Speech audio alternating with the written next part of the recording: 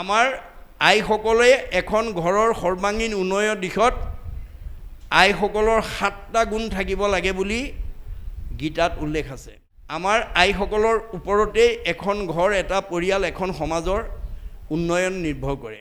গতিকে আমাৰ নাৰীসকলে ঘৰখন, পৰিয়াল, সমাজখন সুন্দৰভাৱে পৰিচালনা কৰি পেলাই শান্তি প্ৰতিষ্ঠা কৰিবৰ কাৰণে আমাৰ আইসকলৰ প্ৰধানকৈ 7টা গুণ থাকিব লাগে বুলি কৈছে বেদে। কি থাকিব লাগিব কৈছে?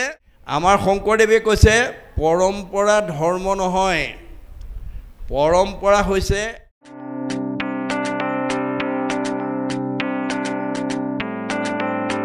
গাইবু গুণ নাম গীত, এতেকে মুকুতি অপ্ৰেষে পাইবু হেনসে আছিল চিত্ত।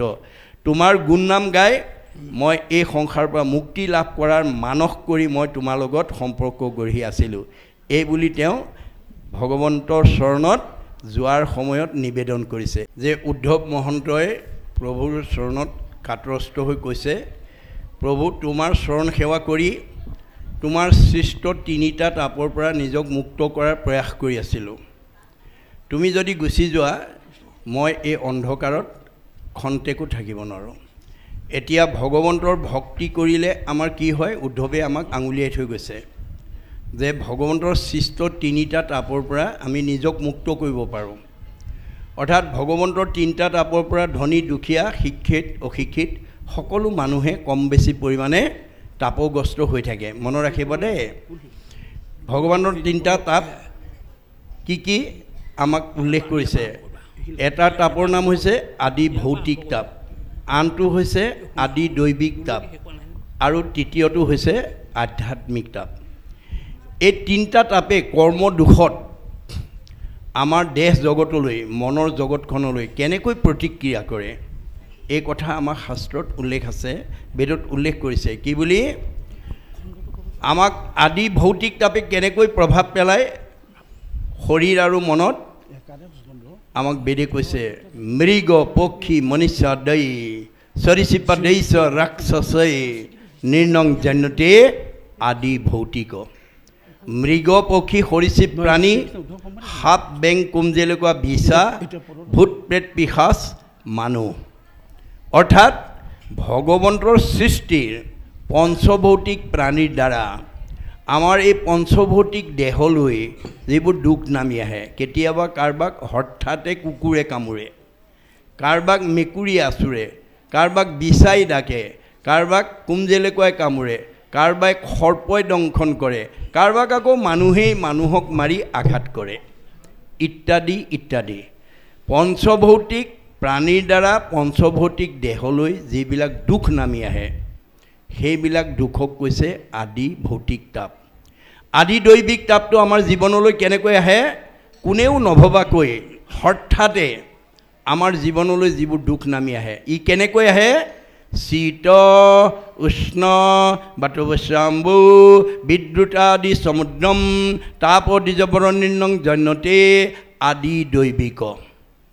অতিপাত ঠাণ্ডা, অতিপাত গৰম, বতাহ ধুমুহা, বিজুলী ঢেৰেকনি, বানপানী, ভূমিকম্প, আকস্মিক দুৰ্ঘটনা, বজ্ৰপাত আদিৰ দ্বাৰা যোৱাকালি কেইবাখনো ৰাজ্যত 21 জনলৈকে সূৰ্যৰ তাপত গৰমত মানুহ মৰা বুলি কালি মিডিয়াত প্ৰকাশ কৰিছে।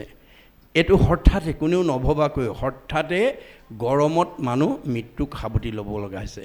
কেতিয়াবা অতিপাত ঠাণ্ডাত মানুহ মৃত্যুমুখত কৰে, গতে শীত উষ্ণ, কেতিয়াবা বতাহ ধুমুহাই গছ ভাঙি মানুহ মাৰে, কেতিয়াবা ঘৰ ভাগি মানুহ পৰে, ইত্যাদি ইত্যাদি। কোনেও নভবাকৈ আকস্মিকভাৱে আমাৰ জীৱনলৈ যিবোৰ দুখ নামি আহে সেইবিলাকক কৈছে মানে আদি দৈবিক তাপ। আধ্যাত্মিক তাপক 2টা ভাগত বিভক্ত কৰিছে, শাৰীৰিক আৰু মানসিক। আপোনালোকৰ শৰীৰত যদি কিবা অৰ্শ, গুল্ম, পিত্ত, কেঁচুমূৰীয়া, মূৰৰ বিষ, পেটৰ বিষ, দাঁতৰ বিষ, কঁকাল বিষ, ভৰি বিষ, কিবা যদি বেমাৰ থাকে, শৰীৰত বেমাৰ থকা মানুহ সুখী নহয়। যিমান ধন ধান টকা পইচা নাথাকক, শৰীৰত বেমাৰ থকা মানুহ সুখী হ'ব নোৱাৰে। এইটো আধ্যাত্মিকৰ মানসিক তাপ, শাৰীৰিক তাপ। আৰু মানসিক তাপটো 6টা প্ৰকাৰে আহে: ক্ষুধা, তৃষ্ণা, জৰা, মৃত্যু, শোক, মোহ। ভোকত এমুঠি খাবলৈ নাপালে শৰীৰে কষ্ট পায়, পিয়াহত এগিলাচ পানী খাবলৈ নাপালে শৰীৰে কষ্ট পায়। আপুনি এটা দিনত কিচকিচিয়া চুলি এমাইললৈকে দেখে, ৰিং মাৰিলে শুনে, টান টান বস্তু চুবাই কমনীয় দেহ, যাওঁ বুলিলে যায়, খাওঁ বুলিলে খায়। কিন্তু এদিন কালৰ অতৰ্কিত গতিত আপোনাৰ সেই শৰীৰ অৱক্ষয় ঘটিব, আপোনাৰ চুলি পকি যাব, দৃষ্টিশক্তি কমি যাব, শ্ৰৱণ শক্তি কমিব, দাঁতবিলাক সুলকি পৰিব, শৰীৰটো সুতুৰা সুতুৰ পৰিব। খাওঁ বুলি যাওঁ বুলিলে যাওঁ, খাওঁ বুলিলে খোৱা দেহাৰ মুখৰ আগত জীয়াৰী বোৱাৰী এমুঠি নিদিলে খাবলৈ নোপোৱা অৱস্থা এটা এদিন আমাৰ জীৱনলৈ নামি আহিব। সেই দিনাখন আমি পূৰ্বৰ স্মৃতি ৰোমন্থন কৰি এদিন এনেকৈ আছিলোঁ, এনেকৈ খাইছিলোঁ, এনেকুৱা চেহেৰা আছিল ইত্যাদি ভাবি যিটো দুখ পায় সেইটো কৈছে আধ্যাত্মিকৰ মানসিক তাপ। কেতিয়াবা আপোনজন মৰিলে আমি সুখ পাওঁ, কেতিয়াবা মনে ভবা ভাল পোৱা বস্তু হৰণ ভগন হ'লে দুখ পাওঁ, আৰু আমি মৃত্যুক লৈ আমি সদায় ত্ৰস্তমান হৈ থাকোঁ। এইবিলাক হৈছে ভগৱানৰ সৃষ্টিৰ তাপ। কিন্তু আজিৰ দৰে আমি যদি ভগৱন্তৰ গুণনাম লৈ থাকোঁ, ভগৱন্তৰ কথা পাতি থাকোঁ, তেতিয়াহ'লে এইবিলাক দুখে আমাক স্পৰ্শ কৰিব নোৱাৰে। সেইকাৰণে উদ্ধৱে কৈছে, তোমাৰ এই ৰঙা চৰণযোৰ চাই থাকি তোমাৰ লগত মই আলাপ কৰি মই এই তাপৰ পৰা মুক্ত হৈ থাকিম বুলি ভাবিছিলোঁ, কিন্তু তুমি আজি মোক এৰি গৈছা, গতিকে মই আৰু তোমাৰ অবিহনে এইখন সংসাৰত মই এক্ষণটোকো থাকিব নোৱাৰোঁ। গতিকে তোমাৰ অবিহনে মোৰ এই জগত অন্ধকাৰময়, গতিকে তুমি মোক অকলশৰে এৰি থৈ নাযাবা, গতিকে তুমি মোকো তোমাৰ লগতে লৈ যোৱা। এই বুলি তেওঁ মানে এহি বুলি পাৱে পৰিয়া কান্দন্ত অনেক কাৰুণ্যভাৱে, দশো দিশে দুখে দেখন্ত আন্ধাৰ চেতন নাহিকে গাৱে। তেওঁ গোটেই জগতখন অন্ধকাৰময় দেখিছে, গাত চেতনা নাইকিয়া হৈ গৈছে। গতিকে সেই সময়ত ভগৱন্তই কি কৰিছে, ভকতৰ দুখ দেখি ভগৱন্ত ভৈলন্ত নেত্ৰ সজল। ভগৱন্তই ভকতৰ দুখ সহ্য কৰিব নোৱাৰে, তেওঁ ভকত বৎসল, ভকতক সকলো বিপদৰ পৰা উদ্ধাৰ কৰিবৰ কাৰণেই তেওঁ অৱতাৰ হৈ থাকে। মনত ৰাখিব, স্বভাৱতে অজময়ী জন্ম নাহি যাৰ, ভকতৰ ইচ্ছাই মই ধৰোঁ অৱতাৰ। ভগৱন্তই ভকতক ৰাখিবৰ কাৰণে, দুষ্টক দমন কৰিবৰ কাৰণে অৱতাৰ ধাৰণ কৰি থাকে। গতিকে ভগৱন্তই ভকতৰ দুখ দেখিব নোৱাৰে। অসন্তোষে কিছু চপৰাইল মাথ, সংকোচ মুখ কমল। তেওঁ নিজেও অত্যন্ত মানে উদ্ধৱৰ দুখত দুখ প্ৰকাশ কৰিছে। এইখিনিকে আমাক কৈছে।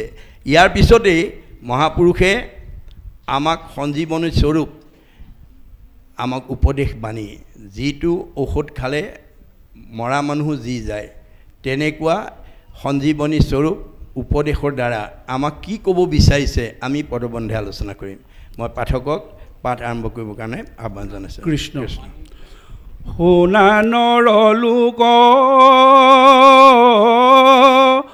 মহন্তৰ শোক, দেখা দুখ কেন মত, ধন জন যত জীৱন যৌৱন, জানা সবে আশাসত, পুত্ৰ পৰিবাৰ সকলে অসাৰ, নাতে তাতে মায়া, খনেকে থাকিয়া খেনেকে আন্তৰে, সম্যকে মেঘৰ ছায়া, কেতিখনে পৰে নৰতন এইটো, জীৱন জলৰ ৰেখা, সততে চিন্তিও কৃষ্ণৰ চৰণ, মৰণ এভুনে দেখা। পৰৱৰ্তী উপদেশ বাণীৰ দ্বাৰা মহাপুৰুষ গুৰুজনাই যদিও তেওঁ অসমৰ মাতৃতেই আৱিৰ্ভাৱ হৈছিল, কিন্তু তেওঁ কেৱল অসমৰ মানুহৰ কাৰণে, ভাৰতৰ মানুহৰ কাৰণে, কোনো জাতি জনগোষ্ঠী, কোনো বিশেষ সমাজৰ কাৰণে এয়া উপদেশ দিয়া নাই। শংকৰদেৱৰ দৰ্শনটো হৈছে বিশ্বজনীন। বিশ্বৰ জীৱশ্ৰেষ্ঠ মানুহ তৰিবৰ কাৰণে তেওঁ এই আহ্বান জনাইছে তেওঁ উবা নৰলোক হৰি ভজিওক বুলিহে কৈছে তেওঁ উবা অসমৰ মানুহ উবা ভাৰতৰ মানুহ উবা সংঘৰ অনাসংঘৰ বামুণীয়া কীৰ্তনীয়া সত্ৰ সমাজৰ বুলি উল্লেখ কৰা নাই শংকৰদেৱে বিশ্বৰ জীৱশ্ৰেষ্ঠ মানুহ তৰণৰ কাৰণে ভাগৱত শাস্ত্ৰৰ প্ৰণয়ন কৰি থৈ গৈছে ব্যাকৃত ভাগৱত অসমীয়ালৈ অনুবাদ কৰি থৈ গৈছে যাতে জীৱশ্ৰেষ্ঠ মানুহ তৰিবৰ কাৰণে যাৰ দৰ্শনৰ ওপৰত অধ্যয়ন কৰি মহামানৱ মহাত্মা গান্ধীয়ে মন্তব্য কৰিছে কি বুলি What Shankardeva was alone able to do, nowadays the whole army of the English knowing people cannot do. বিশ্বত এতিয়ালৈকে যিমান বিলাক গুৰু আবিৰ্ভাৱ হ'ল শংকৰদেৱে বিশ্ব মানৱৰ কাৰণে যিমান অমূল্য অৱদান দি থৈ গৈছে পৃথিৱীৰ কোনো গুৰুৱে দিব পৰা নাই আৰু সেইজন গুৰু অসম মাতৃৰ বুকুত জন্ম লাভ কৰাৰ কাৰণে মহামানৱ মহাত্মা গান্ধীয়ে অসমবাসীক ভূয়সী প্ৰশংসা কৰিছে কি বুলি Assam is indeed fortunate for Sankardev has 5 centuries back given to Assamese people an ideal which is also my ideal of Ram Rajya মই যিখন ৰাম ৰাজ্য অসমত প্ৰতিষ্ঠা কৰাৰ মানস কৰি আহিছিল শংকৰদেৱে 500 বছৰৰ পূৰ্বতে সেই ৰাম ৰাজ্য অসমত প্ৰতিষ্ঠা কৰি থৈ গৈছে অসমবাসী সঁচাকৈয়ে ভাগ্যৱান কিন্তু আজি গুৰুজনাৰ দৰ্শন সঠিকভাৱে অধ্যয়ন নকৰাৰ কাৰণে আমাৰ মাজতে বিশৃংখল হৈ আছে আমাৰ মাজতে আমি একেখন গাঁৱতে একেখন সমাজতে আমি একেলগে খাব পৰা শুব পৰা থকা ব্যৱস্থাটো আমাৰ হোৱা নাই এয়া আমাৰ কাৰণে দুৰ্ভাগ্য যে কি নহওক শংকৰদেৱে গোটেই নৰ সমাজক সোণা নৰলোক বুলি কৈছে গোটেই নৰ সমাজক কৈছে চোৱা তোমালোকে উদ্ধৱৰ দৰে মহন্তৰো জীৱনত কেনেকুৱা দুখ কষ্ট ভোগ কৰিছে তুমি মইনো কোন গতিকতে আমি এই বিনাশী ধন টকা পইচা পুত্ৰ ভাৰ্যাৰ মোহতে যাতে আমি এই চিন্তামণি জন্মটো যাতে অথলে যাব দিব লগা নহয় কাৰণ আমি বহুত সাধনাৰ ফলত 84 জুনি অতিবাহিত কৰি আহি পৰম সৌভাগ্যৰ বলত আমি মানুহৰ দেহাটো পাইছো এই মানৱ দেহাটো পাই আমি বিনাশী সম্পদৰ মোহতে যাতে আত্মনিয়োগ কৰিব লগা নহয় কাৰণ মাধৱদেৱে আমাক কৈছে হৰিষি কেৱলে সঁচা মাত্ৰ ৰাম ৰাম ৰাম ৰাম ৰাম অতান্ত বিনে মিছা যত দেখি শুনি মানে আমি চকুৰে যিমান দেখিছোঁ কাণেৰে যিমান শুনিছোঁ চব মিছা আজি আছে কাইলৈ নাই কেৱল হৰিহে সঁচা কিন্তু আমি কি কৰিছোঁ যিটো মিছা তাক আশা কৰি ৰাম ৰাম ৰাম ৰাম ৰাম দুৰাচাৰ মন মৰস কেন অজ্ঞানে আমি মনটোক সদাচাৰ কৰিব নোৱাৰাৰ কাৰণে আজিৰ দৰে সাধুৰ সমাজলৈ নহাৰ কাৰণে আজিৰ দৰে ভাগৱত শাস্ত্ৰ নুশুনাৰ কাৰণে আমি মিছাৰ পিছত দৌৰি আছোঁ আজি আমাৰ ধন টকা পইচা পুত্ৰ ভাৰ্যাৰ স্নেহত আমি দৌৰি ফুৰিছোঁ কিন্তু ভাগৱতী কি বুলি কৈছে পুত্ৰ দ্বাৰা গৃহবাস এৰাৱাতৈ অভিলাষ সবে সপোন নৰনিধি প্ৰায়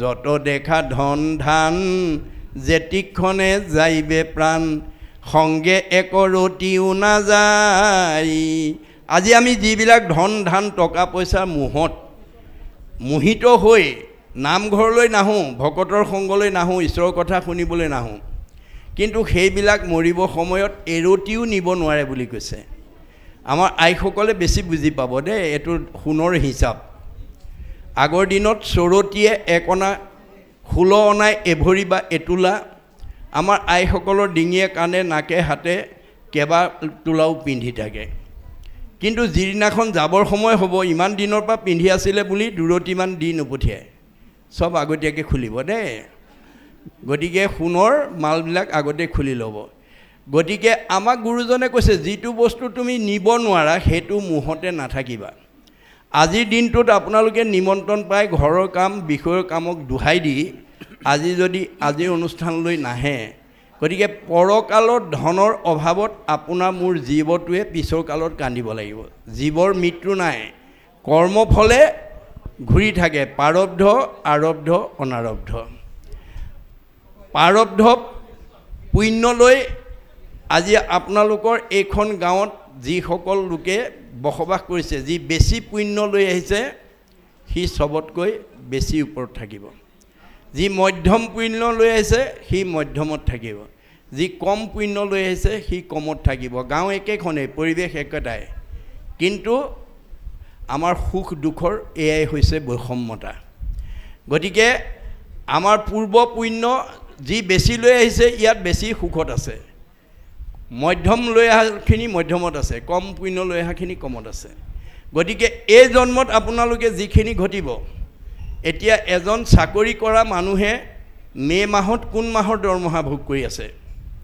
এপ্ৰিল মাহৰ দেই এতিয়া এজন চাকৰি কৰা মানুহে এপ্ৰিল মাহৰ দৰমহাটোহে মে মাহত ভোগ কৰি আছে মে মাহৰ দৰমহাটো জুন মাহতে ভোগ কৰিব আমাৰ জীৱটোৱেও পূৰ্বজন্মৰ পুণ্য ফলটোহে এই সুখ বা দুখৰ ফলটোহে এই জন্মত ভোগ কৰি আছে এই জন্মৰ পিছৰ জন্মলৈ লৈ যাব সেইকাৰণে কৈছে যে নকৰিও জন্ম বিঠা শুনা ইটো কৃষ্ণ কথা ফুৰা ৰাম নাম গলে বান্ধি ঐত্য আয়ু পাতব হইলে ঘূৰ পৰ লোকে গইলে আকে লাগি মৰি বাহা কান্দি আজিৰ এইখন গাঁৱত বসবাস কৰি আজিৰ দিনটোত ইয়ালৈ নাহি যদি অন্য আলজাল কথা দেখুৱাই পেলাই যদি আমি আঁতৰি থাকোঁ আমাৰ জীৱটোৱে আজি তাৰিখত ঘটিব লগা ধনটোৰ অভাৱৰ কাৰণে পিছৰ জন্মত গৈ কান্দিব লাগিব আজি আপোনালোকৰ টিপাম গাঁৱত বহুত কান্দি আছে বহুতে কান্দি আছে আমাৰ ভাগৱতৰ মতে বেদৰ মতে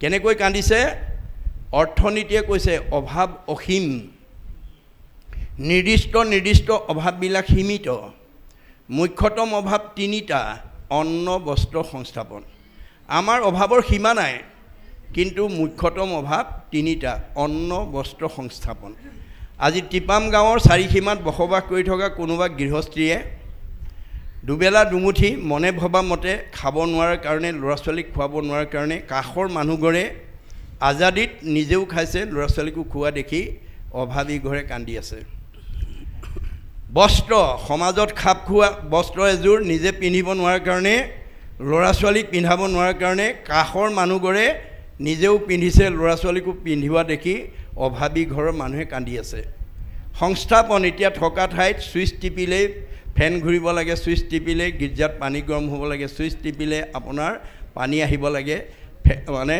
পোহৰ আহিব লাগে কোনোবাই সকলো অভাৱ পূৰ্ণ কৰি বাস কৰিছে কাষৰ মানুহঘৰে সিমানখিনি অভাৱ পূৰণ কৰিব নোৱাৰি কান্দি আছে ইত্যাদি ইত্যাদি এয়াই হৈছে কৰ্মফলৰ সুন্দৰ নিদৰ্শন মনত ৰাখিব গতিকে আমাৰ কৰ্মৰ লগত সুখ আৰু দুখটো জড়িত হৈ থাকে কৰে শুভা শুভ কৰ্ম গুণৰ ইচ্ছাই কৰ্মফলে জীৱে সুখ দুখ পায় কৰ্মৰ লগত সুখ আৰু দুখটো জড়িত আছে সীমা একেটাই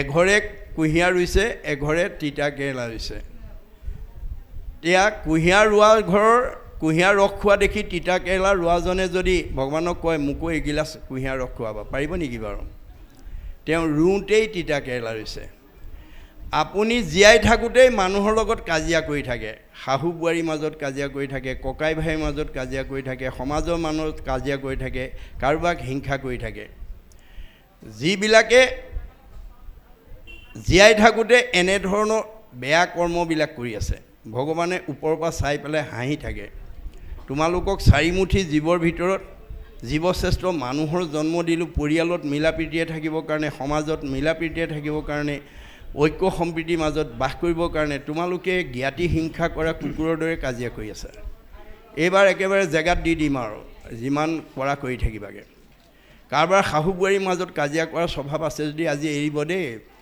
কাজিয়া কৰি থাকিব পাৰিব কিন্তু দুইজনীয়ে কুকুৰৰ জন্ম ল'ব লাগিব ককাই ভাইয়ে কাজিয়া কৰিব পাৰিব কিন্তু কুকুৰৰ জন্ম ল'ব লাগিব না ভুক্তং ক্ষয়তে কৰ্ম কল্প কৌটি শৰ্তে অপি অৱশ্যমেব ভুক্তৈবম কীত কৰ্ম শুভাশুভম কৰ্মৰ দুটা ভাগ, এটা ভাল আৰু বেয়া। আমি ভাগৱত শুনিবলৈ কিয় আহিব লাগে? বেয়া এৰি ভাল ল'বৰ কাৰণে। বেয়া এৰি ভাল লোৱাটোৱে বৈজ্ঞানিক দৃষ্টিভংগী। আপুনি জীৱনত যেতিয়ালৈকে বেয়া এৰি ভাল ল'ব নোৱাৰিব তেতিয়ালৈকে জীৱনত আপুনি উন্নতি কৰিব নোৱাৰিব, সুখ শান্তিত ভোগ কৰিব নোৱাৰিব, ভগৱানে আপোনাক কেতিয়াও ভালত ৰাখিব নোৱাৰিব। গতিকে আমি বেয়াবিলাক এৰি ভাল ল'বৰ কাৰণে ভাগৱত শুনিবলৈ আহিব লাগে। এইটোৱে হৈছে বৈজ্ঞানিক দৃষ্টিভংগী। গতিকে আমি জীয়াই থকাকেইদিন শান্তিত থাকিব লাগিব। মৰিলে তেতিয়া সৎগতি পাব। জীৱৰ মৃত্যু নাই, হয় সৎগতি নহয় অধোগতি। জীয়াই থাকোঁতে যি অশান্তিত আছে মৰিলে সেইটো জীৱ অধোগতি যাব।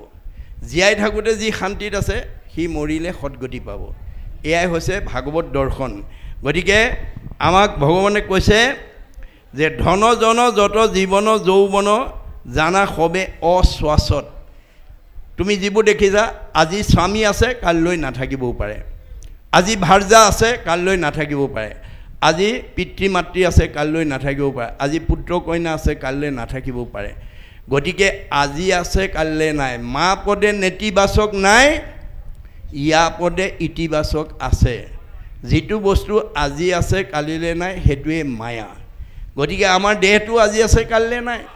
গতিকে এই আজি আছে কালিলৈ নথকা দেহটোক লৈ যাতে আমি গৰ্ব কৰিব লগা নহয়, অহংকাৰ কৰিব লগা নহয়। ধন টকা পইচা আজি আছে কালিলৈ নাই, পিতৃ মাতৃ আজি আছে কালিলৈ নাই, এইবিলাকক লৈ যাতে আমি কোনো কালেই অহংকাৰ কৰিব লগা নহয়। গতিকে অহংকাৰ আমাৰ 5টা প্ৰকাৰে আমাৰ মনত অৱস্থান কৰে। এই 5 প্ৰকাৰ অহংকাৰে যাতে আমাৰ কাৰো হৃদয়ত যাতে অৱস্থান কৰিব নোৱাৰে তাৰ কাৰণে ভাগৱত শুনি সচেতন হ'ব দেই।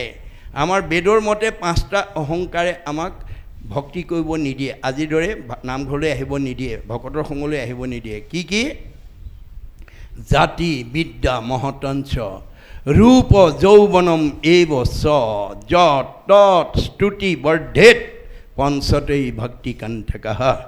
এই 5টা ভকতিৰ কাঁইট বুলি কৈছে। জাতি, মই উচ্চ জাতিৰ মানুহ বুলি যদি কোনোবাই জাতিক লৈ গৰ্ব কৰে তেতিয়া তেওঁ সাধাৰণ মানুহৰ লগত বহি ভক্তি কৰিব নোৱাৰে। জাতি বিদ্যা, মই গাঁওখনৰ ভিতৰত মোতকৈ ডিগ্ৰীধাৰী মানুহ আৰু দ্বিতীয় নাই, এই বুলি পুথিগত ডিগ্ৰীক লৈ যদি কোনোবাই অহংকাৰ কৰে সি সাধাৰণ মানুহৰ লগত বহি ভক্তি কৰিব নোৱাৰে। জাতি বিদ্যা মহতঞ্চ, মই গাঁওখনৰ ভিতৰত আটাইতকৈ ধনী মানুহ, ধন টকা পইচাক লৈ যি গৰ্ব কৰে সি মানুহ সাধাৰণ মানুহৰ লগত বহি ভক্তি কৰিব নোৱাৰে। ৰূপ, চেহেৰা ভাল হ'লেও আমাৰ কিছুমান মানুহে দেখিবলৈ বগা চগা ধুনীয়া হ'লে ক'লা মানুহক মাতিবলৈ নোখোজে, নাচায়ে। তেনেকুৱা স্বভাৱ আছে যদি এৰিব দেই।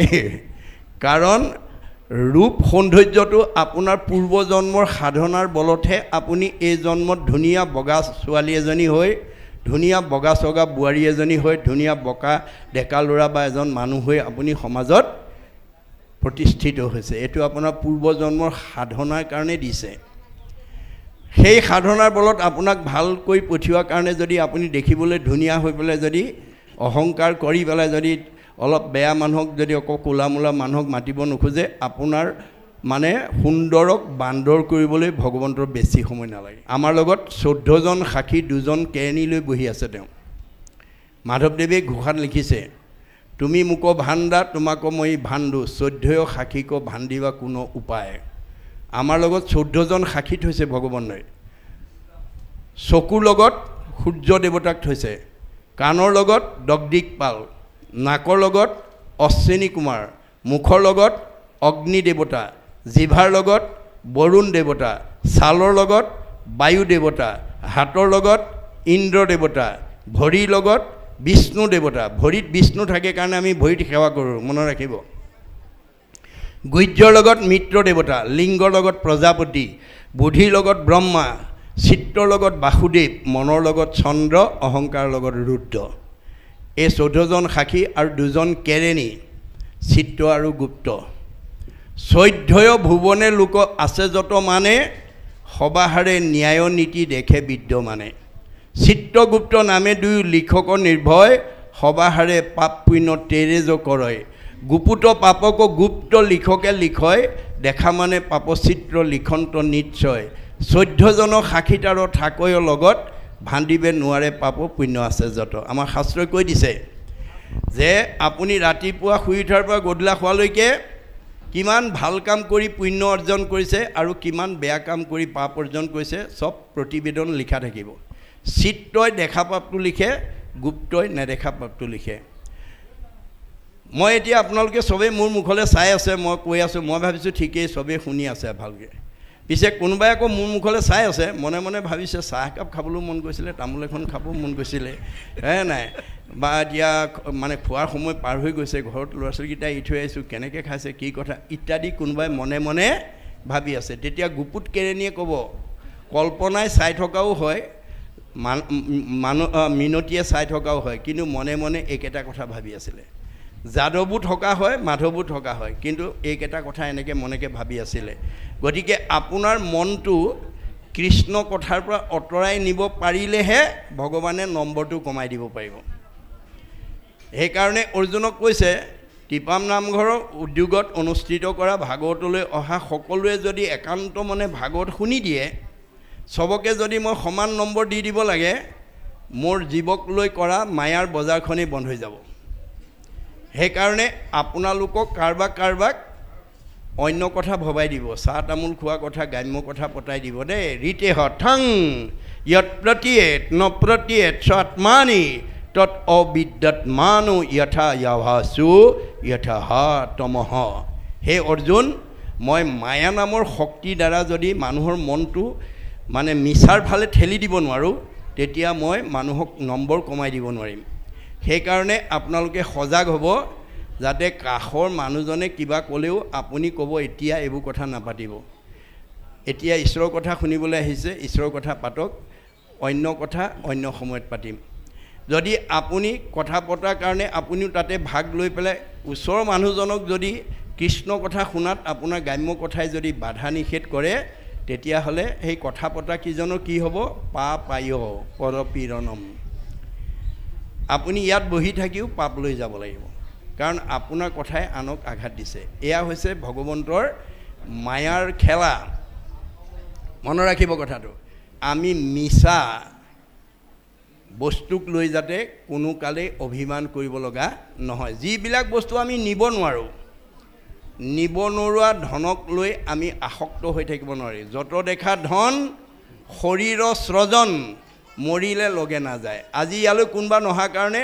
50 লাখ টকা লাভ হ'ল বা 50,000 টকা তেওঁ ব্যৱসায়ত লাভ হ'ল কিন্তু হেতু আমাৰ গুৰুজনে গীতাই কৈছে আনৰ যত ধন দেখা খৰচিলে যাই বিঠা খাইলে দিলে সবে টুটি যায় নামৰ নাহিকে ক্ষয় লাগে মানে বৃদ্ধি হয় ভাগ বাতিলেও বাঢ়ি যায় আপুনি আজি ইয়ালৈ নাহি বহুত ধন ঘটিব পাৰিব কিন্তু হেবোৰ ধন দি থাকিলে খাই থাকিলে ঢুকাই যাব আৰু হেতু ধন আপুনি লগত নিব নোৱাৰে সেইকাৰণে গুৰুজনে কৈছে অকল লগত নিব নোৱাৰা ধনটোকে জীৱনত ঘটি নাথাকিবা লগত নিয়া ধনো ঘটিবলৈ যত্ন কৰা পৰকালৰ ধন মাধৱৰ নাম তাকল লোৱা গলে বান্ধি ঐতো এটিক্ষণে এৰা আলজাল পাছে মৰি বাহা কান্দি আপুনি যদি এনে ধৰণৰ সৎসংগলৈ আহি পৰকালৰ ধন যদি সংগ্ৰহ কৰি নলয় আপোনাৰ জীৱটোৱে পিছৰ কালত গৈ কান্দি থাকিব লাগিব আজি আমাৰ মাজত বহুতে কান্দি আছে এয়া কি তেওঁ পূৰ্বজন্মৰ পৰাই খালী হাত লৈ আহিছে গতিকে আমি যাওঁতে মাত্ৰ দুটা বস্তু নিম আৰু দুটা বস্তু লৈ আহে বুলি কৈছে দেই বাকি যিমানবোৰ পকা ঘৰ বনালে গাড়ী মটৰ কিনিলে সম্পত্তি কিনিলে সব ইয়াতে থাকি যাব পুত্ৰ ভাৰ্যা ঐশ্বৰ্য থাকিব ঐতে পৰি পাপ পুণ্য দুই যাব লগত সত্তৰি আমাৰ লগত পাপ আৰু পুণ্য দুটা যাব ই তলফালে লাগি যায় আৰু আহোঁতে ওপৰফালে লাগে ওপৰফালৰ দুটা নাম সুখ আৰু দুখ তলফালৰ দুটা নাম পাপ আৰু পুণ্য আমাৰ এই মনুষ্যৰূপী গছজোপাত চাৰিটা ফল লাগে দুটা ওপৰফালে দুটা তলফালে তলফালৰ দুটা নাম পাপ আৰু পুণ্য ওপৰফালৰ দুটা নাম সুখ আৰু দুখ গতিকে যি বেছি পুণ্য লৈ আছে ই টিপাম গাঁৱত সুখত আছে গতিকে কোনোবাই মধ্যম পুণ্য লৈ আছে মধ্যমত আছে কোনোবাই কম পুণ্য লৈ আছে কমত আছে গতিকে ভগৱানে অকমানো ইফাল সিফাল কৰি দিব নোৱাৰে দেই এতিয়া মেট্ৰিকৰ পৰীক্ষা দিছে ৰিজাল্ট দিছে হাই ছেকেণ্ডেৰী ৰিজাল্ট দিছে স্কুল একেখনেই ছাত্ৰ একেখিনিয়ে পঢ়ুৱা মাষ্টৰ একেকেইজনেই প্ৰশ্ন কাকত একেখনেই কিন্তু ফলাফল বেলেগ বেলেগ একেকেইজন মাষ্টৰে পঢ়োৱা একেখন স্কুলৰে ছাত্ৰই একেখন প্ৰশ্নৰ উত্তৰ লিখি কোনোবাই ষ্টেণ্ড কৰিছে, কোনোবাই ডিষ্টিংশ্যন পাইছে, কোনোবাই ষ্টাৰ পাইছে, কোনোবাই লেটাৰ, কোনোবাই ফাৰ্ষ্ট ডিভিজন, কোনোবাই ছেকেণ্ড ডিভিজন, কোনোবাই থাৰ্ড ডিভিজন, কোনোবাই ফেইল কৰিছে। ৰহস্য ক'ত? এজন দাৰ্শনিক পণ্ডিতে কৈছে মোৰ ইউ ৰিড মোৰ ইউ লাৰ্ণ। যি ছাত্ৰই বেছি অধ্যয়ন কৰিব সি বেছি জ্ঞান আয়ত্ব কৰিব, সি ভাল ৰিজাল্ট কৰিব। মধ্যম পঢ়াজনে মধ্যম ফল পাব, কম পঢ়াজনে কম পাব। গতিকে ছাত্ৰানাং অধ্যয়নং তপঃ, ছাত্ৰ জীৱনত অধ্যয়নেই আমি তপস্যা হিচাপে ল'ব লাগে। এই তথ্যবিলাক ভাগৱতে আমাক দি আছে। গতিকে আমাৰ এই প্ৰতিবেদনখন আমি জন্মৰ পৰা মৃত্যুলৈকে, ৰাতিপুৱা শুই উঠাৰ পৰা গধূলা খোৱালৈকে আপুনিহে জানে আপুনি কিমান ভাল কাম কৰি পুণ্য অৰ্জন কৰিছে, কিমান বেয়া কাম কৰি পাপ অৰ্জন কৰিছে। কিন্তু চিত্ৰগুপ্তই সেই অনুক্ৰমেহে লিখিব আৰু 14জন সাক্ষীয়ে তাক সাক্ষ্য দিব। যাবৰ দিনাখন বাকী এইবোৰ চব এই 24 তত্ত্বৰ দেহটো আত্মা ওলাই যোৱাৰ লগে লগে কাষ্ঠ যেন থাকিবে ক মাটিত পৰি, কাঠ পৰা দি পৰি থাকিব। তাৰ পৰা নেদেখা দেহ এটা ওলাই যাব, তাৰ নাম সূক্ষ্ম দেহ বা লিংগ দেহ। আমাৰ পঞ্চম স্কন্ধ ভাগৱতত কৈছে 11 ইন্দ্ৰিয় আৰু 5টা বিষয়। লিংগ দেহ বুলি তাকো জানিবা নিশ্চয়, এইটো দেহৰ নাম লিংগ দেহ। 11 ইন্দ্ৰিয় মানে পঞ্চ জ্ঞানেন্দ্ৰিয়, পঞ্চ কৰ্মেন্দ্ৰিয়, পাছে পাছে 10, মনক লৈ 11, আৰু ৰূপ ৰস গন্ধ স্পৰ্শ শব্দ এই 5টা, 11 পাছে 16টা। এই 16টা তত্ত্বক লিংগ দেহ বা সূক্ষ্ম দেহ বুলি কয়। ইংৰাজীত কয় ডিজায়াৰ বডি, বাসনা কঢ়িয়াই নিয়া দেহ। এইটো আনচিন, ইয়াক চকুৰে দেখা নাপায়। এই চকুৰে নেদেখা 16 তত্ত্বৰ দেহটোৱে লিংগ দেহৰ লগত 14জন সাক্ষী আৰু 2জন কেৰেণীয়ে গৈ যম ৰজাৰ টেবুলত আপুনি জন্মৰ পৰা মৃত্যুলৈকে কৰা কৰ্মৰ খতিয়ানৰ প্ৰতিবেদনৰ ফাইলটো জমা দিব। তাত পাপ আৰু পুণ্য দুটা সোমাই থাকিব, জমা আৰু খৰচ। জমা মানে পুণ্য, খৰচ মানে পাপ। আপোনাৰ পুণ্যৰ টোপোলাটো যদি বেছি লৈ যায় আপোনাৰ আপগ্ৰেড, ওপৰলৈ যাব, আপোনাৰ জীৱটো ওপৰলৈ যাব। আৰু যদি পাপৰ টোপোলা বেছি লৈ যায় ডিগ্ৰেড, তললৈ যাব। এই চকুৰি চক্ৰবত পৰিৱৰ্তনতে দুখানিছ সুখানিছ। এই সুখ দুখৰ চকৰি জীৱক লৈ ভগৱানে ঘূৰাই আছে। তে আমি ভাগৱত শুনি সজাগ হ'ব লাগিব, যাতে মই পাপৰ টোপোলাটো যাতে বেছি দিব লগা নহয়। মই জীৱনটোতে যাতে ভগৱানে দিয়া প্ৰতিভাটো, আপোনালোকৰ টিপাম গাঁৱত কাক বেছি ধনী কৰি পঠিয়াইছে, কাক বেছি জ্ঞানী কৰি পঠিয়াইছে, কাক বেছি বুদ্ধিমন্ত কৰি পঠিয়াইছে, কাক বেছি মানে বিদ্যাৱন্ত কৰি পঠিয়াইছে আপোনালোকৰ গাঁৱৰ মানুহে জানিব। কিন্তু ভগৱানে কৈছে তোমাক টিপাম গাঁৱৰ ভিতৰত তোমাক আটাইতকৈ বিদ্যাৱন্ত কৰি পঠিয়াইছোঁ, তোমাক ধনৱন্ত, তোমাক জ্ঞানৱন্ত, তোমাক বুদ্ধিমন্ত কৰি পঠিয়াইছোঁ। গতিকে মই এই আনতকৈ যে তোমাক বেছি প্ৰতিভাটো দিছোঁ, এই প্ৰতিভাটো মোৰ কামত ব্যৱহাৰ কৰিবলৈ শিকিবা। মই মানে তৃণমূল এটা আত্মা, মই মানে পৰিয়াল, মই মানে সমাজ, মই মানে অনুষ্ঠান, মই মানে প্ৰতিষ্ঠান, মই মানে দল, মই মানে সংগঠন, মই মানে জড় জগত, মই মানে জীৱ জগত, মই মানে নিখিল জগত। অহমেবাস্য মে অগ্ৰে ন অন্য সৎ অসৎ পৰম প্ৰখ্যাত অহম যো এইতৈছ যো অৱশিষ্টতে শ্ৰীচয় অহম। আদিত মই, মধ্যত মই, শেষত ময়েই থাকিম। তুমি দেখা জগতখন মিছা, জগত মিথ্যা, ব্ৰহ্ম সত্য, ব্ৰহ্মহে সঁচা। ব্ৰহ্ম কি? জীৱ ব্ৰহ্ম এইব কেৱলম, জীৱই ব্ৰহ্ম। গতিকে আপুনি তৃণমূল এটা আত্মাৰ পৰা গাঁওখনৰ বিভিন্ন দিশত আগবঢ়াই নিয়াৰ ক্ষেত্ৰত যাতে আপুনি ভগৱানে দিয়া প্ৰতিভাটো যাতে প্ৰয়োগ কৰিব জানে, তাৰ কাৰণে ভাগৱত শুনিবলৈ আহিব লাগিব। গতিকে যদি সতত প্ৰয়োগ কৰিব জানে তেতিয়াহ'লে আপুনি ভগৱন্তৰ পৰা পুণ্য অৰ্জন হ'ব আৰু উন্নতি হ'ব। যদি প্ৰয়োগ কৰিব নাজানে ব্যাসৰ আৰু পৰীক্ষিতৰ দৰে অভিশপ্ত হ'ব। পৰীক্ষিতক বৈষ্ণৱ কৰি পঠিওৱা স্বত্তেও অভিশপ্ত হ'ল, ব্যাসক বিদগ্ধ পণ্ডিত কৰি পঠিওৱা স্বত্তেও অভিশপ্ত হ'ল। গতিকে আপুনি গাঁওখনৰ ধনী মানুহ হৈ যাতে অভিশপ্ত হ'ব লগা নহয়, আপুনি ধনী হৈ যাতে দুখীয়া মানুহক অন্তৰত আঘাত পোৱাকৈ কথা ক'ব লগা নহয়, আপুনি বিদ্যাৱন্ত হৈ বিদ্যাহীনজনক যাতে হেয় প্ৰতিপন্ন কৰিব লগা নহয়, আপুনি সম্পদশালী হৈ দুৰ্বলজনক যাতে হীন চকুৰে চাব লগা নহয়, নহ'লে আপুনি ময়ো অভিশপ্ত হৈ যাম। মনত ৰাখিব কথাটো। এই কথা ভাগৱত শুনি সতৰ্ক হ'ব লাগিব, তেতিয়াহে আমাৰ জীৱন ধন্য হ'ব। গতিকে এতিয়া দুৰাচাৰৰ যেবে হৰি নাম লৈ সিও শুদ্ধ হৈ আতি কৃষ্ণৰ স্মৰণে হৈত এখনে অন্তেজো উত্তম আতি। আমি এনেকৈ কৃষ্ণ কথা শুনিলে অন্তেজ জাতি উত্তম হৈ যাব, দুখীয়া মানুহ ধনী হৈ যাব, দুষ্ট মানুহ শান্ত হৈ যাব। এয়া মই আৰম্ভণিতে কৈছোঁ। গতিকে গুৰুজনাৰ কলমত লিখা ভক্তি প্ৰদীপত ইয়াৰ তথ্য এটা দাঙি ধৰিছে। এদিন চান্দালিনী গংগাৰ পাৰে পাৰে আহি আছে, সুশীল বামুণে পূজা কৰি আছে। চান্দালিনী আহি সুধিলে, বোপাই সুশীল তুমি কাৰ পূজা কৰিছা? অঁ আই চান্দালিনী, মই বিষ্ণুতকৈ শ্ৰেষ্ঠ দেৱতাৰ পূজা কৰিছোঁ। বিষ্ণুতকৈও শ্ৰেষ্ঠ দেৱতা, সেইজন কোন? উদ্ধবাহু কৰিলে ইন্দ্ৰ। চান্দালিনীয়ে লগে লগে কাণত দুইখন গালত ঠিলা দি দৌৰ মাৰি 108 বাৰ গংগাত বুৰ মাৰি বাঁহীটো শুদ্ধ কৰিলে, কিন্তু কাণেদি শব্দটো গুচি গ'ল। তাৰ প্ৰতিক্ৰিয়াৰ পৰা নিজক মুক্ত কৰিবৰ কাৰণে পাৰতে বহি কৃষ্ণ নাম জপ কৰি আছে। অৰ্থাৎ আপোনালোকে এতিয়া ইমান সময় বহি যে ভাগৱত শুনি আছে, শব্দ ব্ৰহ্ম, ৱৰ্ড ইজ গড, ই অবিনাশী। আমাৰ নোমে নোমে সোমাই গৈছে, ইয়াৰ শব্দ প্ৰতিধ্বনি নোমে নোমে সোমাই গৈছে। গতিকে তেওঁ সেই ইন্দ্ৰ দেৱতা উপাসনা কৰা কথাটো শুনাৰ লগে লগে বাঁহীটো শুদ্ধ কৰিলে, কাণেদি সোমাই গ'ল। তাৰ প্ৰতিক্ৰিয়াৰ পৰা মুক্ত হ'বৰ কাৰণে কৃষ্ণ নাম জপ কৰি আছে। তেনে সময়তে দেৱৰ্ষি নাৰদে আহি চান্দালিনীক দেখি প্ৰশ্ন কৰিলে, আই চান্দালিনী তুমি তিতা বস্ত্ৰে কি কৰিছা পাৰত বহি? বোপা কি ক'বা, আজি মোৰ বৰ দুৰ্ঘটনা। কি হ'ল? মই গংগাৰ পাৰে পাৰে আহি আছিলোঁ, সুশীলে পূজা কৰি আছিল। কাৰ পূজা বুলি সুধিলোঁ, বিষ্ণুতকৈও শ্ৰেষ্ঠ দেৱতা বুলি ক'লে। সেইজন কোন বুলি কোৱাত ইন্দ্ৰ বুলি ক'লে। ইন্দ্ৰ বুলি কোৱাৰ লগে লগে মই কাণত ঠিলা দি 108 বাৰ বুৰ মাৰি বাঁহীটো শুদ্ধ কৰিলোঁ, কিন্তু কাণেদি শব্দটো গুচি যোৱাৰ কাৰণে তাৰ প্ৰতিক্ৰিয়াৰ পৰা নিজক বচাবৰ কাৰণে মই কৃষ্ণ নাম জপ কৰি আছোঁ। তেতিয়া নাৰদে ক'লে, কি কোৱা চান্দালিনী?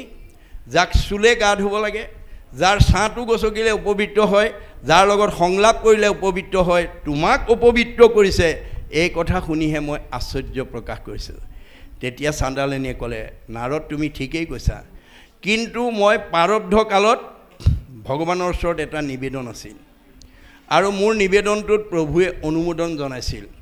মোৰ নিবেদনটো আছিল, প্ৰভু কৰ্মফলে জীৱা জন্ম হৌক সংসাৰত, প্ৰভু নচাৰ উকচিত তোৱা চৰণত।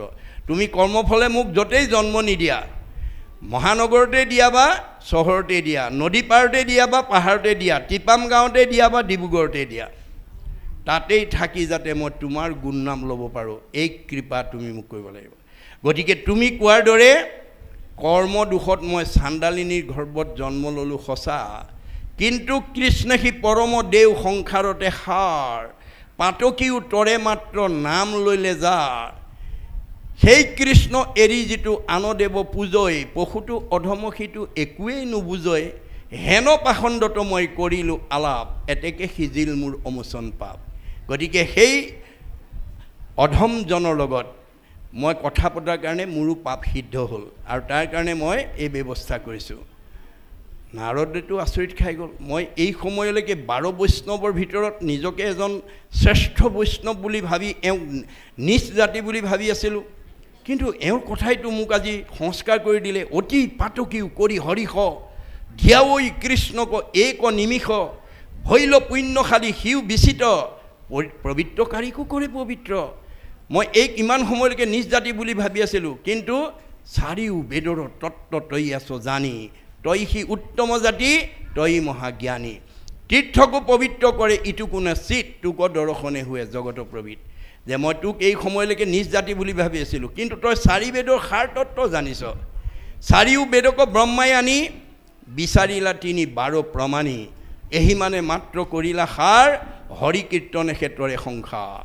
গতিকে চাৰি বেদ ব্ৰহ্মাই আনি 3 বাৰ প্ৰমাণ কৰি জগতলৈ উদাহৰণ দি থৈ গৈছে, কি যে হৰি নামেহে কলি যুগত তৰিব পাৰিব, আৰু অন্য উপায় নাই। চাৰি বেদ ৰামায়ণ পুৰাণ ভাৰত, হৰিকেশে কয় মাত্ৰ সমস্ত শাস্ত্ৰৰ। গতিকে শ্ৰুতি স্মৃতি পুৰাণেষু ৰাম নাম ইদম স্মৃতম নাট পৰজং পুণ্যং ত্ৰিশু লোকেষু বিদ্যতে।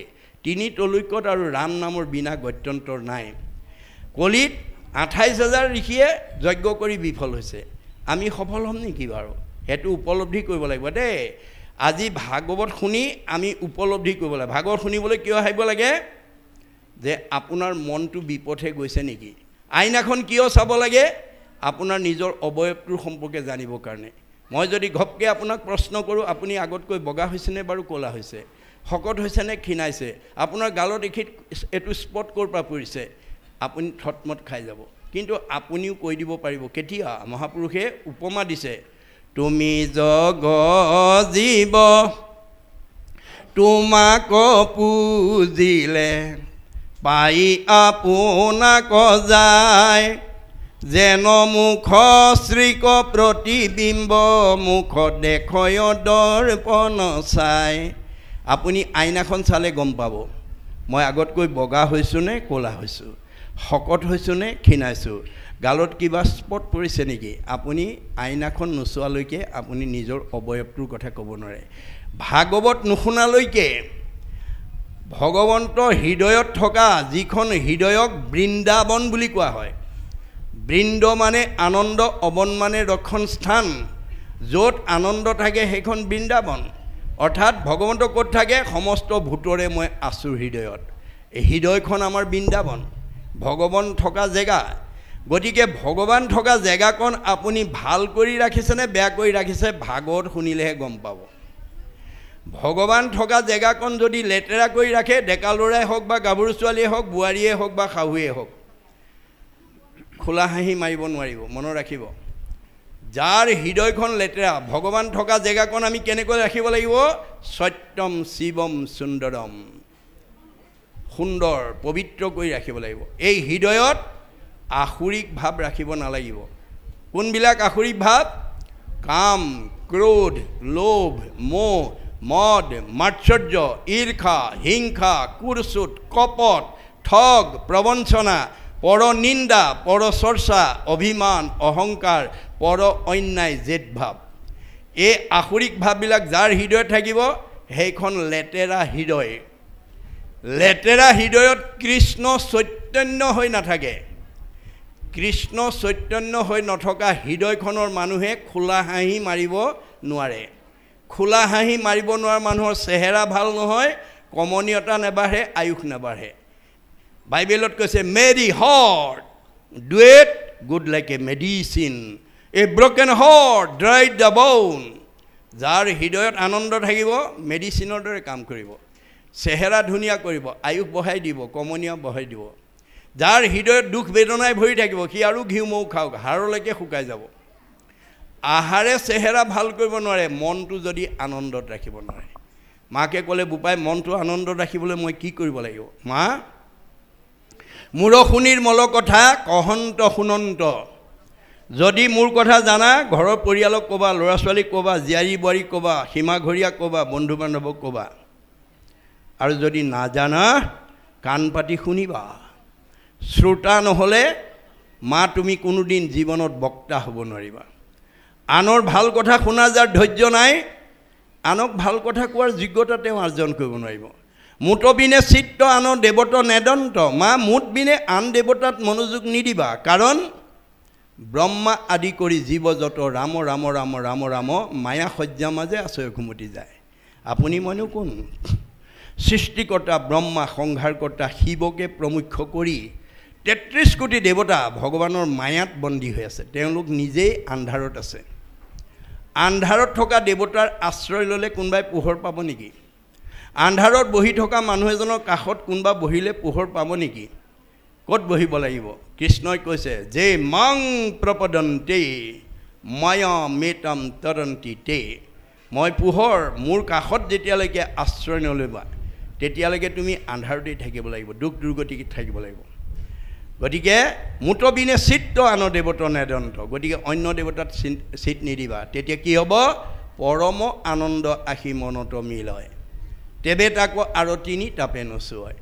আপুনি আনন্দ বিচাৰিব নালাগে, আনন্দহে আপোনাৰ ঘৰ বিচাৰি আহিব।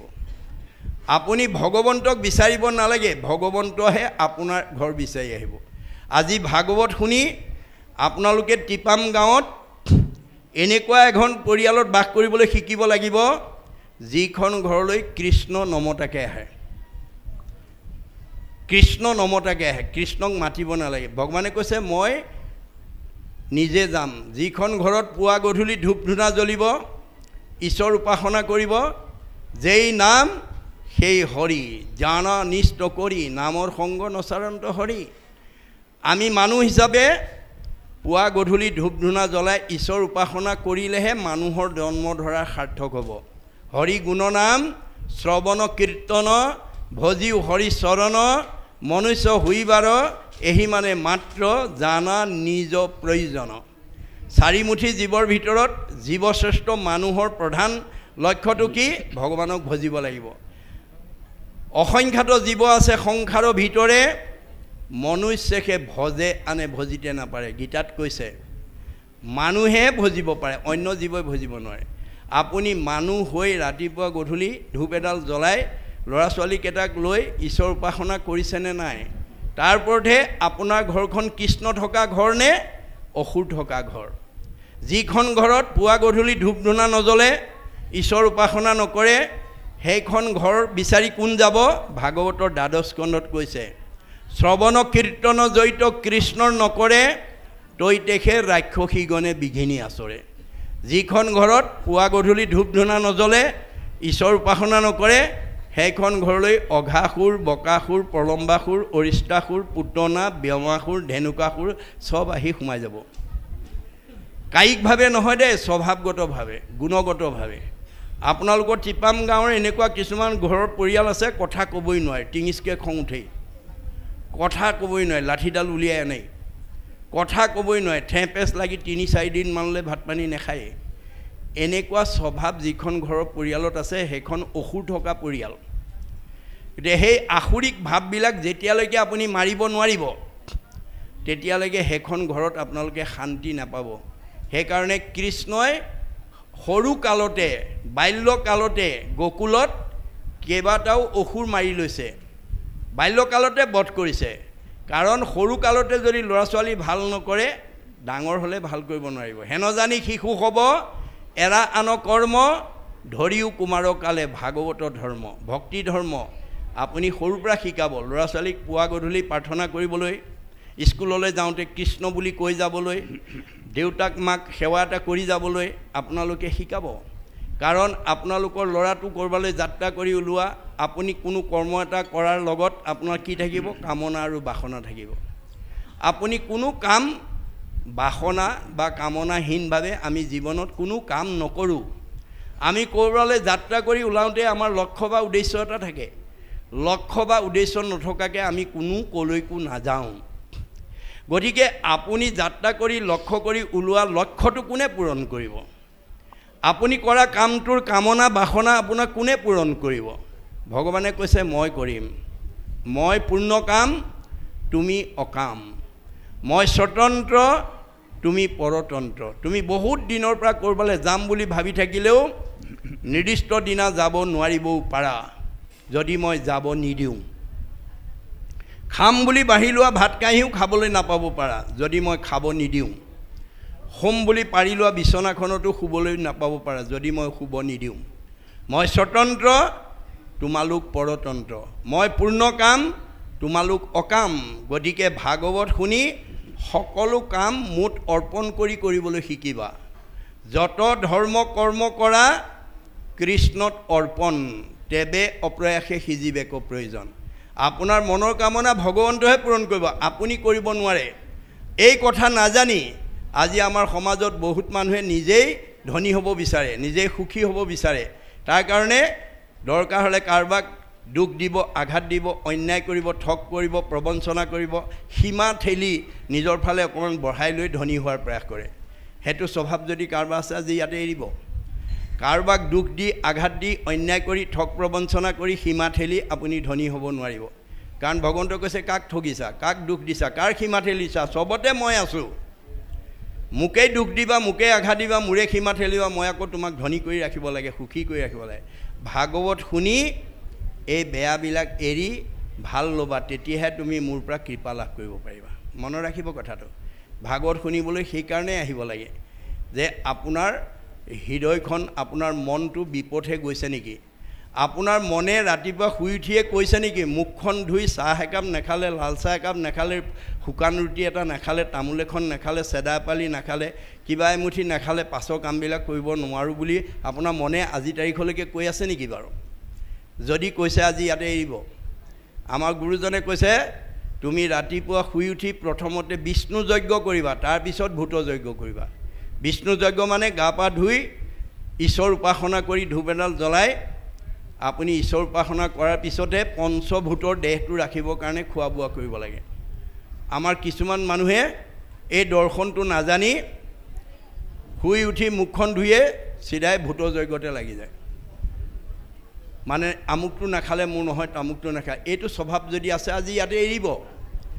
আপুনি মনৰ কবলত পৰি কাম কৰিব পাৰিব, কিন্তু শৰীৰটো সুস্থ কৰি ৰাখিব নোৱাৰিব। মনে পাপ কৰে যায় লাগয় জীৱত, সিকাৰণে জীৱে দুখ ভুঞ্জে সংসাৰত। আজি সংসাৰত বহুত মানুহে দুখ কষ্টত ভুগি আছে, কিয়? মনৰ অধীন হৈ আছে। গতিকে মনৰ সেই কামনা বাসনা আপুনি প্ৰথমতে মাৰিব লাগিব। সেইকাৰণে কৃষ্ণই প্ৰথম অসুৰটো কাক বধ কৰিছিলে? পুতনা। আভিধানিক অৰ্থ দুৰ্গন্ধ, আশা, আকাংক্ষা, কামনা, বাসনা। আপুনি বিনাশী কামনা বাসনা যিদিনালৈকে মাৰিব নোৱাৰিব, অৰ্থাৎ সংস্কাৰ হ'ব নোৱাৰিব, সেইদিনালৈকে আপুনি ভকতৰ সংগলৈ আহিব নোৱাৰিব, নামঘৰলৈ আহিব নোৱাৰিব, পুৱা গধূলি ধূপ এডাল জ্বলাই ঈশ্বৰক উপাসনা কৰিব নোৱাৰিব। সেইকাৰণে প্ৰথম অসুৰটো মাৰিছিল পুতনা, অৰ্থাৎ আমাৰ বিনাশী কামনা বাসনা। আপুনি যদি মনৰ কবলত পৰি থাকে, আপোনাক মনে নি ক'ত পেলাবগৈ? ধায়তু বিষয়ান পুঞ্চ সংগস্তে সুপ্ৰজায়তে সংগাত সংজায়তে কাম কামাত ক্ৰোধ বিজায়তে ক্ৰোধাত ভৱতি সন্মোহ সন্মোহাত স্মৃতি বিভ্ৰম স্মৃতি ভঞ্চাত বুদ্ধিনাশং বুদ্ধিনাশাত প্ৰণয়স্যতি। আপোনাৰ মনটো যেতিয়া কামনাৰ আৰু বাসনাৰ বলি হৈ যাব, আপোনাৰ মনে একোৱে জোৰা নমৰা হ'ব। যত দিব্য ঘৰ বাৰী বস্ত্ৰ অলংকাৰ সবেও নুপুৰে মন এক লোভিয়াৰ। যাৰ মনটো লোভৰ বলি হৈ গ'ল, তাক একো বস্তুৱে জোৰা নমৰে, সি সদায় অসন্তোষীয়া হৈ থাকিব। অসন্তুষ্ট প্ৰাণীৰ নখন্দে মন দুখ, তলৈকৰ লক্ষ্মী পাইলে নাহি তাৰ সুখ। যাৰ মনটো অসন্তোষীয়া, তাক তলৈকৰ সম্পত্তিয়েও সুখ দিব নোৱাৰে। এতিয়া উপায় কি হ'ব? উপায় ভাগৱতে দিছে, কি বুলি?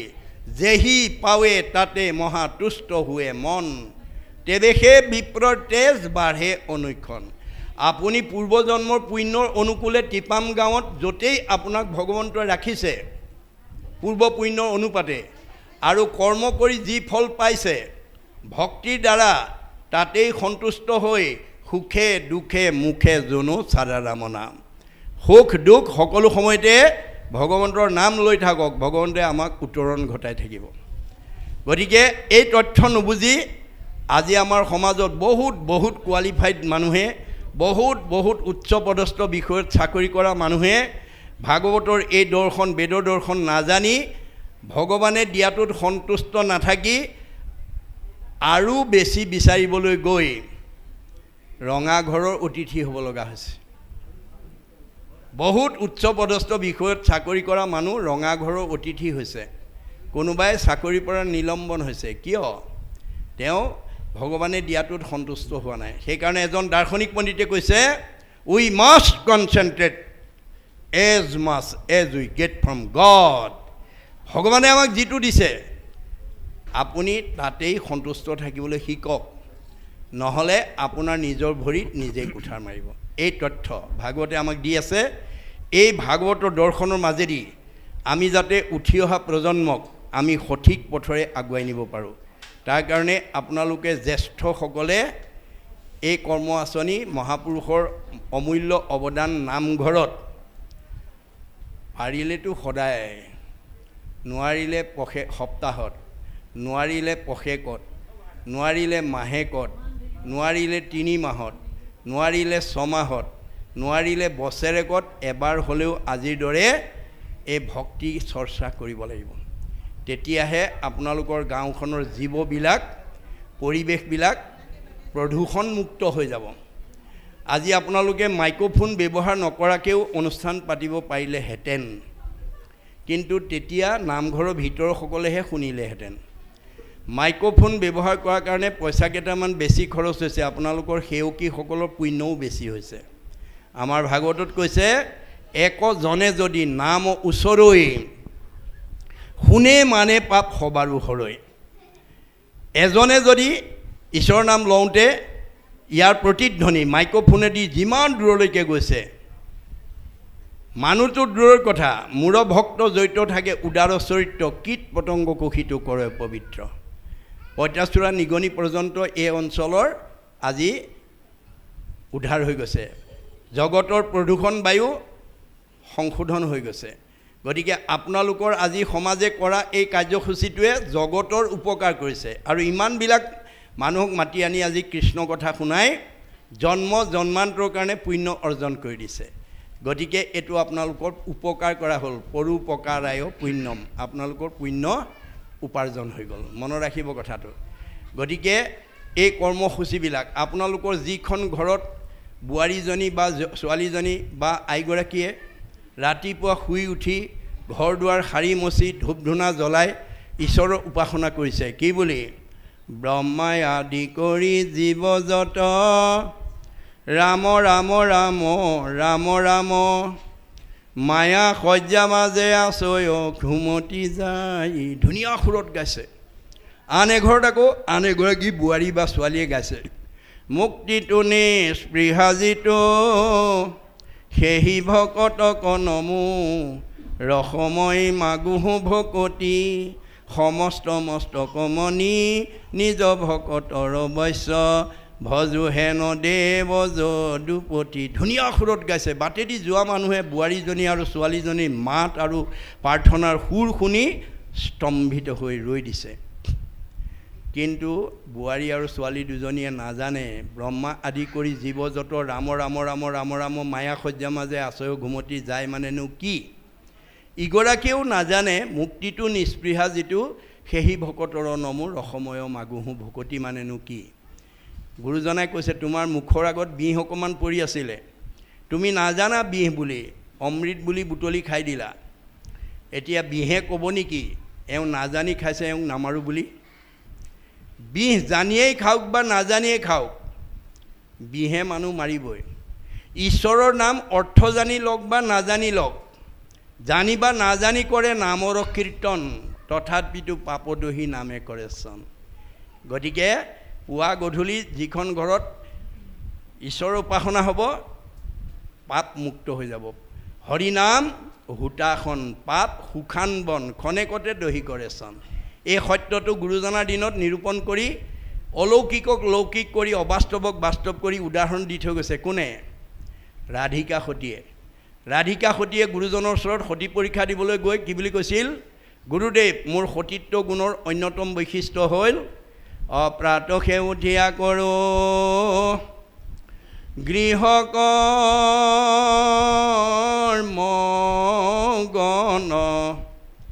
অবাহিৰে ভিতৰে কৰোঁ গোময় সিঞ্চন মই ৰাতিপুৱা সোনকালে উঠি ঘৰ দুৱাৰ সাৰি মচি গুৰুগৃহ মচি কাচি ধূপ ধূনা জ্বলাই ঈশ্বৰ উপাসনা কৰি ঘৰখন প্ৰদূষণমুক্ত কৰি থওঁ আৰু পুৱাৰ সৌৰ শক্তি আহৰণ কৰি মই সৃজনী শক্তি অটুট কৰি ৰাখোঁ অৰ্থাৎ ৰাতিপুৱা সোনকালে উঠি যিবোৰ দম্পতীয়ে সৌৰ শক্তি আহৰণ কৰিব তেওঁলোকে সন্তান জন্ম দিবৰ কাৰণে চিজাৰিনৰ প্ৰয়োজন নহয় নৰ্মেল দিব পাৰিব এই তথ্য নজনাৰ কাৰণে আজি বহুতে চিজাৰিন নকৰিলে সন্তান নাপায় আমাৰ বিজ্ঞানে কৈছে আমাৰ বিশ্ববিখ্যাত বৈজ্ঞানিক আইনষ্টাইনে কৈছে science without religion is blind religion without science is লেম যিটো ধৰ্মত বিজ্ঞান নাই অন্ধ যিটো বিজ্ঞানত ধৰ্ম নাই খোৰা ধৰ্ম আৰু বিজ্ঞান ওতঃপ্ৰোতভাৱে জড়িত এই তথ্য মহাপুৰুষ শংকৰদেৱে আমাক দি থৈ গৈছে গতিকে আমাৰ বোৱাৰী জীয়াৰীবিলাকে এই আদৰ্শৰে যিখন ঘৰত বোৱাৰীজনীয়ে পুৱা গধূলি ধূপ ধূনা জ্বলাই ঈশ্বৰ উপাসনা কৰিব সেইখন ঘৰ গুচি বৈকুণ্ঠলৈ উত্তৰণ হ'ব বুলি ঋকবেদত কৈছে ন গৃহম গৃহম ইতি আহু গৃহিণী গৃহম উচ্যতে তয়াহি সহিতা সৰ্বান পুৰুষায়াম সমশ্নুতে যিখন ঘৰৰ আইগৰাকীয়ে পুৱা গধূলি ধূপ ধূনা জ্বলাই ঈশ্বৰ উপাসনা কৰিব সেইখন ঘৰ নিজেতো তেওঁ উদ্ধাৰ হ'বই সকলো পুৰুষৰ চতুৰ্বৰ্গ সাধন কৰিব আৰু যিখন ঘৰৰ জীয়াৰী বোৱাৰীয়ে পুৱা গধূলি ধূপ ধূনা জ্বলোৱা সময়ত টিভি চাই থাকিব গ্ৰাম্য কথা পাতি থাকিব মোবাইল টিপি থাকিব পৰচৰ্চা কৰি থাকিব সেইখন ঘৰৰ পৰিৱেশ কি হ'ব মহাভাৰতত কৈছে জৈস ভাৰ্যা গৃহে নাস্তি সাধিসা পুণ্যচাৰিতা অৰণ্যং তেন গন্তব্যং যথা অৰণ্যং তথা গৃহম সেইখন ঘৰ গুচি বাঁহতল হ'ব আমি ঘৰ গুচি বাঁহতল হোৱাটো নিবিচাৰোঁ আমি ঘৰ গুচি বৈকুণ্ঠ হোৱাটো বিচাৰোঁ গতিকে ঘৰখনক বৈকুণ্ঠলৈ উত্তৰণ কৰিবলৈ হ'লে আমি পুৱা গধূলি ধূপ ধূনা জ্বলাই ঈশ্বৰ উপাসনা কৰি ঘৰখন প্ৰদূষণ মুক্ত কৰি ৰাখিব লাগিব এই তথ্য এতিয়া তেওঁ নিজে দাঙি ধৰিছে গতিকে তেওঁ যেতিয়া কৈছে তোমাৰ অবিহনে মই এখন টেকো থাকিব নোৱাৰোঁ এই সংসাৰ মোৰ কাৰণে দুখজনক বুলি কৈছে ভকতিৰ দেখি আশ্চৰ্য মহিমা ভৈলন্ত কৃষ্ণ বিস্ময় উদ্ধৱৰ ভক্তি দেখি তেওঁ বিস্ময় হৈছে হেন জানি ইটো হৰিৰ নামতো এৰিয়া হবে সংশয় গতিকে আমি ভগৱন্তৰ নামত কোনো সংশয় কৰিব নালাগে দেই যে ঈশ্বৰৰ নাম ল'লে জানো ভাল হ'ব বা মুক্তি হ'ব বা আমাৰ আমি জানো মানে বাচি যাব পাৰিম এই এনেকুৱা সন্দেহ নানিব মাত্ৰ ঈশ্বৰৰ নাম বিশ্বাসেৰে লওক ৰাখে হৰি মাৰে কোনে মাৰে হৰি ৰাখে কোনে হৰিয়ে নাৰাখিলে জৰিয়ে ৰাখিব নোৱাৰে প্ৰহ্লাদৰ দৰে এই সুদৃঢ় বিশ্বাস লাগিব যিটো কথা বাপেকে প্ৰতিবাদ কৰিছে এই তথ্য শুনি হৰিষি যদি জগতৰ ঈশ কহ তাৰ কোনো উদিশ হৰিয়ে যদি তোৰ জগতৰ ঈশ্বৰ ক তোৰ ঈশ্বৰ ক'ত আছে শুনিয়া প্ৰহ্লাদে বুলয় বাণী ব্যাপকত বিভু প্ৰভু চক্ৰপাণী মোৰ ভগৱান গোটেই জগতত ব্যাপ্তমান হৈ আছে সমস্ত জগতে আচন্ত স্বামী স্ফটিকৰ স্তম্ভে দেখোঁ আমি পকা খুঁটাটোলৈকে আঙুলিয়াই দিলে মই এই পকা খুঁটাতে মোৰ ভগৱানক দেখিছোঁ ভকতৰ কাৰণে যিটো সম্ভৱ অভকতৰ কাৰণে অসম্ভৱ পকা খুঁটাটো আছে পকা খুঁটা আছে মাৰি দিলে গধা ওলাই গ'ল কেনেকৈ যত্ৰ অপায় অস্তি তত্ৰ উপায়মপি অস্তি য'ত অপায় থাকে ভকতক ৰাখিবৰ কাৰণে ভগৱন্তই তাতে উপায়ৰ ব্যৱস্থা কৰে অপায়টো কি আছিল যে প্ৰহ্লাদৰ পিতৃ হিৰণ্যকশিপুৱে মানে ভাতৃবদী প্ৰতিশোধ ভগৱানৰ ওপৰত ল'বৰ কাৰণে আকাশ চাই ঊৰ্ধবাহু হুই থাকিলা ভূমিক অংগুষ্টে চুই জটাৰ দীপিতি দেখন্তই ত্ৰাস প্ৰলয়ৰ সূৰ্যৰ যেন প্ৰকাশ ব্ৰহ্মাক চিন্তিয়া আশা মনত বহি গ'ল দিব্য বৰিষত হাজাৰ বছৰ মানে ব্ৰহ্মাক চিন্তা কৰি আছে ঢাকিল তনু উই মাটি তুলি শৰীৰৰ মাংস খাইলা সুমুলি গজিল টাংক ঢাকি বিৰুদ্ধ ঝাৰ তথাপি কটাক্ষ নাহি কৈ তাৰ গছ গজি গৈছে তথাপি নাই ব্ৰহ্মাই উপায়ন্তৰ হৈ সঞ্জীৱনী ছটিয়াই কোৱা বৎস কিয় ইমান সুদীৰ্ঘ দিন তুমি উপাসনা কৰিলা মোৰ প্ৰতি যদি সন্তুষ্ট হৈছা মোক অমৰ বৰ দিয়া ব্ৰহ্মাই ক'লে বৎস অমৰ বৰ দিব পৰা অধিকাৰ দেৱতাৰ নাই ভগৱানৰ বাদে অমৰ বৰ আনে দিব নোৱাৰে তাৰ বাদে তোমাক কি লাগে কোৱা তেতিয়া ক'লে তেনেহ'লে তোমাৰ সৃষ্টিৰ তলৈকৰ প্ৰাণীৰ হাতত মোৰ মৃত্যু হ'ব নালাগিব দিনতো মাৰিব নোৱাৰিব ৰাতিও মাৰিব নোৱাৰিব বাহিৰতো মাৰিব নোৱাৰিব ভিতৰতো মাৰিব নোৱাৰিব আকাশতো মাৰিব নোৱাৰিব পাতালতো মাৰিব নোৱাৰিব অস্ত্ৰই মাৰিব নোৱাৰিব শস্ত্ৰই মাৰিব নোৱাৰে সেই বৰকে দিয়া ব্ৰহ্মাই আৰু অমৰ বৰহে দিব নোৱাৰোঁ বুলি কৈছিলে সেইটো দিবলৈ বাধ্য হ'ল তথাস্থ দি দিলে হিৰণ্যকশিপুৱে কৌশলগতভাৱে অমৰ বৰেই ল'লে কাৰণ তলৈকৰ প্ৰাণী ব্ৰহ্মাৰ সৃষ্টি ব্ৰহ্মাৰ সৃষ্টিৰ পানী হাতত যদি তেওঁ নমৰে তেওঁক মাৰিব কোনে এতিয়া গতিকে সেইটো এটা ডাঙৰ উপায় আছিলে কিন্তু তাত উপায় ব্যৱস্থা কৰি দিলে গদা মাৰি দিয়াৰ লগে লগে এফাল সিংহ এফাল মানুহ নৰসিংহ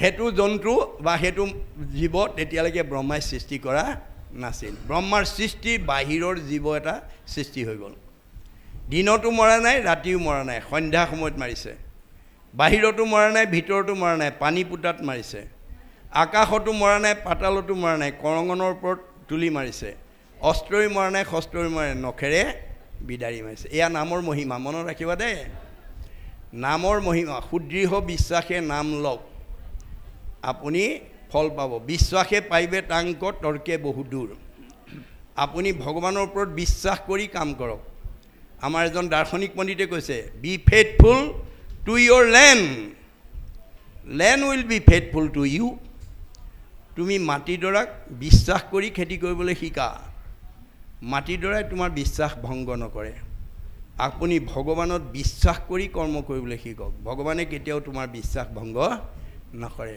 এই তথ্য এই জ্ঞানখিনি আমাকে ভাগৱতে দিব বিচাৰি আছে কৃষ্ণ যে উদ্ধৱৰ যেতিয়া কাকুতি মিনতি কৰিলে যে তুমি অকলে গ'লে নহ'ব মোকো লগত লৈ যোৱা তোমাৰ অবিহনে মই ইয়াত এখন্তেকো থাকিব নোৱাৰোঁ এই বুলি যেতিয়া তেওঁ কান্দিব লাগিলে ভকতৰ দুখ দেখি ভগৱন্ত ৰ'ব পৰা নাই ভগৱন্ত ভকত বৎসল গতিকে ভগৱন্তই ভকতৰ দুখ সহ্য কৰিব নোৱাৰে তেওঁ তেতিয়া তেওঁক আশ্বাস দি ক'লে যে তুমি যিটো নিবেদন কৰিছা সঁচা কিন্তু মই যদি তোমাৰ কথামতে তোমাক যদি মোৰ লগত লৈ গুচি যাওঁ তেতিয়াহ'লে মই যিটো লক্ষ্য আৰু উদ্দেশ্য লৈ এই ধৰাধামলৈ আহিছিলোঁ এই লক্ষ্য ভ্ৰষ্ট হৈ যাব তুমি আমি দুয়ো গৈলে মিলিব অনৰ্থ লুপ্ত হৈব জ্ঞান ইটো ভকতিৰ পথ ভকতক যদি ভগৱন্তৰ লগত লৈ যায় ভক্তিপথটো কোনে প্ৰচাৰ কৰিব কি হ'ব অধৰ্মে পিৰিব লোক যাইবে অধোগতি ভকতিক ৰাখি তুমি থাকিও সম্প্ৰতি তুমি ভক্তি পথটো প্ৰৱৰ্তন কৰি থাকা মোৰ এই মহাবাক্য নচাৰিবা তুমি শ্ৰৱণ কীৰ্তন প্ৰৱৰ্তাই থাকা তুমি এতিয়া শ্ৰৱণ কীৰ্তন ভক্তি ধৰ্ম প্ৰচাৰ কৰি থাকা আজি আপোনালোকৰ উদ্যোক্তাসকলে উদ্ধৱৰ কাৰ্য কৰি আছে উদ্ধৱক যি দায়িত্ব দিছে আজি আপোনালোকে সেই শ্ৰৱণ কীৰ্তন ভক্তি ধৰ্ম প্ৰচাৰ কৰি এই জীৱবিলাকক আজি আপোনালোকে উদ্ধাৰৰ পথ প্ৰদান কৰিছে এই কথা আমি উপলব্ধি কৰিব লাগিব আমি প্ৰত্যেক জনাজনে কৃষ্ণৰ নাম ল'বলৈ কৃষ্ণৰ কথা ক'বলৈ আমি ল'ৰা ছোৱালীক পৰিয়ালক শিকাব লাগিব গধূলা হোৱাৰ লগে লগে গুৰুগিৰি মচি কাচি ধূপ ধূনা অকণমান জ্বলাই প্ৰাৰ্থনা কৰিবা ল'ৰা ছোৱালীকেইটা বুকত লৈ যাবা প্ৰাৰ্থনা এটা কৰিবা পুৱা প্ৰাৰ্থনা এটা কৰিবা যাত্ৰা কৰি ওলাওঁতে কৃষ্ণ বুলি যাবা আৰু জ্যেষ্ঠজনক সেৱা এটা কৰি যাবা এই নীতি শিক্ষাবিলাক আমি জ্যেষ্ঠসকলে সদায় আমি কনিষ্ঠসকলক দিব লাগিব তেতিয়াহে তেওঁলোকে ভৱিষ্যত ভক্তি ধৰ্মৰ প্ৰতি অনুৰাগী হ'ব গতিকে আপোনালোকে যদি জ্যেষ্ঠসকলে সেই কথা নকয় তেতিয়াহ'লে কনিষ্ঠসকলে শিকিব নোৱাৰিব গতিকে আজি সকলো অহা নাই আপুনি দুই এটা কথা মনত কৰি ক'ব লাগে যিবা পঢ়ে যিবা শুনাবই আনক পাপচাৰী সিৰিও যায় বিষ্ণুৰ স্থানত আপুনি কোৱা কথা শুনি যদি ঘৰত থাকি অহা কিজনে যদি কয় অহা বছৰলৈ পাতিলে আমিও যাম আৰু দেই এনেকুৱা ভাল কথা যদি আলোচনা হয় তেতিয়া তেওঁৰ মনটো যেতিয়া আপুনি জাগ্ৰত কৰি দিলে আপুনি তাৰ পুণ্যৰ অংশ আপুনি পাব গতিকে আমি সদায় গঠনমুখী গঠনমুখী দিহা পৰামৰ্শৰে যাতে আমি আগুৱাই নিব পাৰোঁ কৰিব লাগিব আৰু তেওঁক শেষত ক'লে যে তুমি চিন্তা নকৰিবা তুমি এই প্ৰৱৰ্তন কৰি থাকা নহ'লে এই সংসাৰ তললৈ যাব কিন্তু ঐতো নাথাকিবা কহিলোঁ প্ৰকৃতি তুমি কিন্তু ইয়াত এতিয়া ৰৈ নাথাকিবা মুঠ চিত্ৰ দিয়া পুৰা পৃথিৱী প্ৰজ্যোতি মুঠ চিত অৰ্পণ কৰি তুমি পৃথিৱী পৰ্যটন কৰি থাকা যত দেখা শুনা মায়াময় স্বপ্নসম তুমি জগতত যিমান দেখিছা সব আজি আছে কালিলৈ নাই ই সপোন হৰিময় দেখি দূৰ কৰা মতিভ্ৰম গতিকে তুমি সকলোকে ঈশ্বৰময় দেখা আমি যেতিয়া সকলোতে ঈশ্বৰক দেখা পাম তেতিয়া আপুনি জীৱন্ত মুক্ত হৈ যাব বিষ্ণুময় দেখে যিটো সমস্ত জগত জীৱন্ততে মুক্ত সিটো অচিৰকালত গতিকে আমি যাতে সকলোকে ঈশ্বৰময় দৰ্শন কৰিব পাৰোঁ আত্মাময় দৰ্শন কৰিব পাৰোঁ গতিকে দেহ দৰ্শনটোত নাথাকিব দেহ ধৰ্ম নল'ব কাৰণ দেহ আজি আছে কালিলৈ নাই দেহ ধৰ্ম লৈ আমি ভক্তি ধৰ্মৰ পৰা যাতে বিচলিত হ'ব লগা নহয় আমি আত্মাৰ ধৰ্ম ল'ব লাগিব তেতিয়াহে আমি জীৱন্ত মুক্ত হৈ যাব পাৰিম জ্ঞান কৰ্ম ভকতি কহিলোঁ পৰিভেদ এতিয়া জ্ঞান কি কৰ্ম কি ভক্তি কি এই গোটেইখিনি কথা তোমাক ভাগ ভাগ কৰি মই বুজালোঁ ভকতি পৰম পন্থ দিলোঁ পৰিচ্ছেদ গতিকে এই তিনিটা ভাগৰ ভিতৰত মানে জ্ঞান কৰ্ম ভক্তিৰ ভিতৰত মোৰ মতে ভক্তি হৈছে শ্ৰেষ্ঠ নাহিকে উত্তম গতি ভকতিত পৰে নিষ্ঠে কহোঁ ভকতিহে মুকবচ্য কৰে ভগৱানক আমি ভক্তিৰেহে বন্দী কৰিব পাৰিম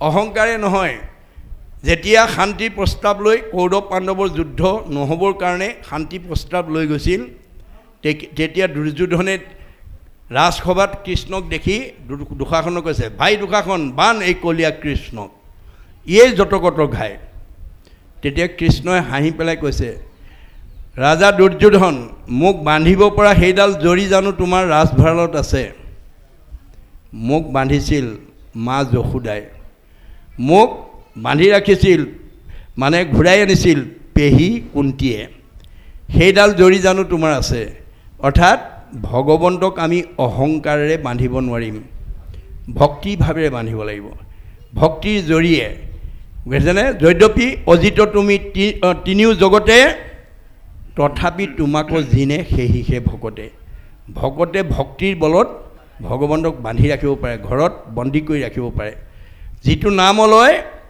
হৰি তাৰ হয় ই কোনো ৰহস্য পৰে আপুনি নাম ল'বলৈ নিজেও শিকক ল'ৰা ছোৱালীকো শিকাওক তেতিয়া যোনেই নাম ল'ব তাৰ লগত কৃষ্ণ থাকিব কৃষ্ণ যাৰ লগত থাকিব সি আনন্দত থাকিব আনন্দত যি থাকিব আয়ুস বাঢ়িব কমনীয়তা বাঢ়িব আৰু স্মৃতি শক্তিৰ পৰা ধৰি শৰীৰৰ সুস্থ বৃদ্ধি হ'ব মনত ৰাখিব কথাটো এই কথা আমি জানিব লাগিব গতিকে মাধৱে বুলন্ত এতিয়া কৈছে যে ভকতিত পৰে আন নকৰিবা সুখী এইখিনিলৈকে কৈছে নহয় যে নাহিকে উত্তম গতি ভকতিত পৰে নিশ্চয় কহোঁ ভকতিতে মোকে বচ্য কৰে মোক ভকতিহে বচ্য কৰিব পাৰিব অহংকাৰে নহয় হে উদ্ধৱ তুমি ভকতিত বিনে আনত মনোযোগ নিবা ভকতিত পৰে আন নকৰিবা সুখী হেন শুনি উদ্ধৱে মুচিলা দুই আখি তুমি ভক্তিৰ পথত অগ্ৰসৰ হোৱা আৰু কৃষ্ণৰ চৰণ চিন্তা কৰি নিশ্বাস কাঢ়িলে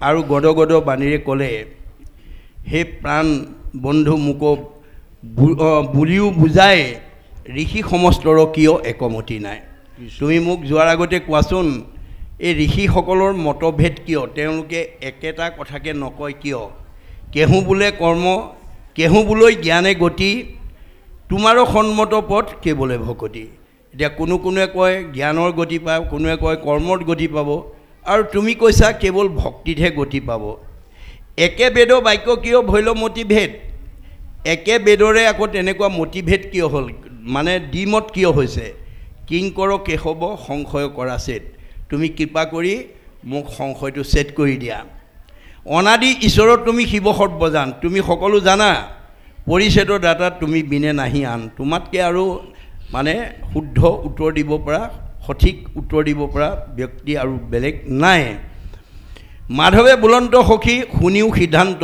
তুমি মোৰ মহামিত্ৰ ভকত একান্তত তুমি মোৰ পৰম একান্ত ভকত পূৰ্ব প্ৰলয়ত নষ্ট ভৈৰৱ বেদ বাণী কহিলোঁ ব্ৰহ্মাটো মই উধাৰি আনি যে পূৰ্ব প্ৰলয়ত যেতিয়া বেদ নষ্ট হৈ গৈছিল মই উদ্ধাৰ কৰি আনি ব্ৰহ্মাক কৈছিলোঁ কহিলোঁ ব্ৰহ্মাটো মই উধাৰি আনি বেদে যেন কৈ তাকো শুনা প্ৰাণ সখী মায়াময় বেদ ধৰ্ম সবকো পাখি বেদ ধৰ্ম মায়াময় এইবিলাক তোমালোকে ত্যাগ কৰি কেৱল আমাতো মাত্ৰ লৈক শৰণ কেৱল মুঠ আশ্ৰয় লোৱা হুইবে কৰ্মফলৰ তেজি তেৱেশে প্ৰসন্ন তেতিয়া তুমি সকলো কৰ্মফলৰ পৰা বা কৰ্মমলৰ পৰা তুমি নিজক মুক্ত কৰিব পাৰিবা মই বিনে বেদে নবখানে কিছু আন চাৰিও বেদৰ তত্ত্ব অৰ্থ এহিমানে গতিকে সকলো বেদে কেৱল মোকেই বখানি আছে মোৰ কথাই কৈ আছে চাৰি বেদৰ ৰামায়ণ পুৰাণ ভাৰত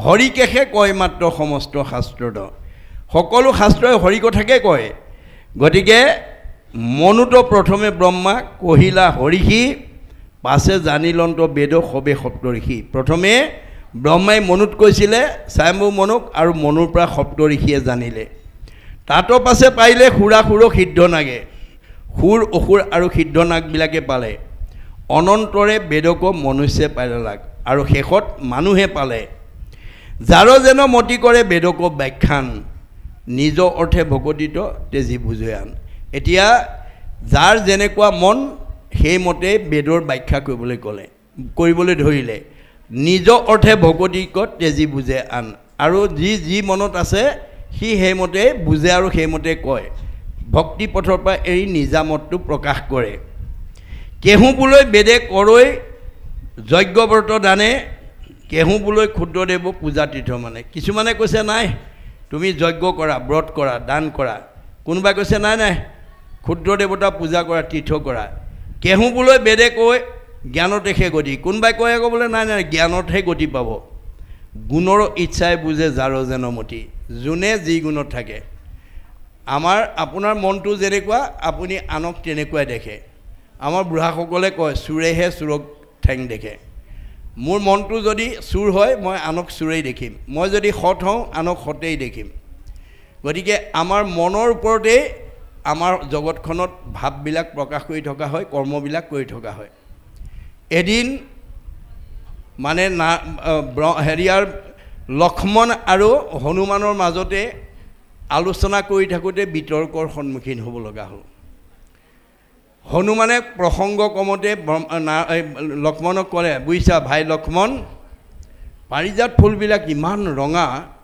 মই সীতাক উদ্ধাৰ কৰিবলৈ গন্ধমান পৰ্বতেদি যাওঁতে দেখিছোঁ পাৰিজাত ফুলবিলাক ইমান ৰঙা লক্ষ্মণে উভতি ধৰিলে নাই পাৰিজাত ফুলৰ ৰং বগা হনুমানে কৈছে ৰঙা মই নিজে গৈ দেখিছোঁ লক্ষ্মণে কৈছে নহয় পাৰিজাত ফুলৰ ৰং বগা কোনেও কাৰো কথা নামানে তেতিয়া হনুমানে উপায় উলিয়ালে ঠিক আছে ভাই লক্ষ্মণ তোমাৰটো সঁচা নে মোৰটো সঁচা আমি প্ৰভু ৰামচন্দ্ৰৰ ওচৰত গৈ কোনটো সঁচা আমি নিৰূপণ কৰি লওঁ ব'লা দুইজন গৈ হনুমানে ক'লেগৈ প্ৰভু মই তোমাৰ ভক্ত লক্ষ্মণ তোমাৰ ভাতৃ আমাৰ দুজনৰ মাজত এটা বিতৰ্কৰ সৃষ্টি হৈছে তোমাৰ ভাতৃ লক্ষ্মণে কৈছে পাৰিজাত ফুলৰ ৰং বগা আৰু মই কৈছোঁ পাৰিজাত ফুলৰ ৰং ৰঙা প্ৰভু এতিয়া কোৱা কোনটো সঁচা তোমাৰ ভাতৃ সঁচা নে ভক্ত সঁচা তেতিয়া ৰামচন্দ্ৰে হাঁহি মাৰি ক'লে তোমালোক দুইজনেই সঁচা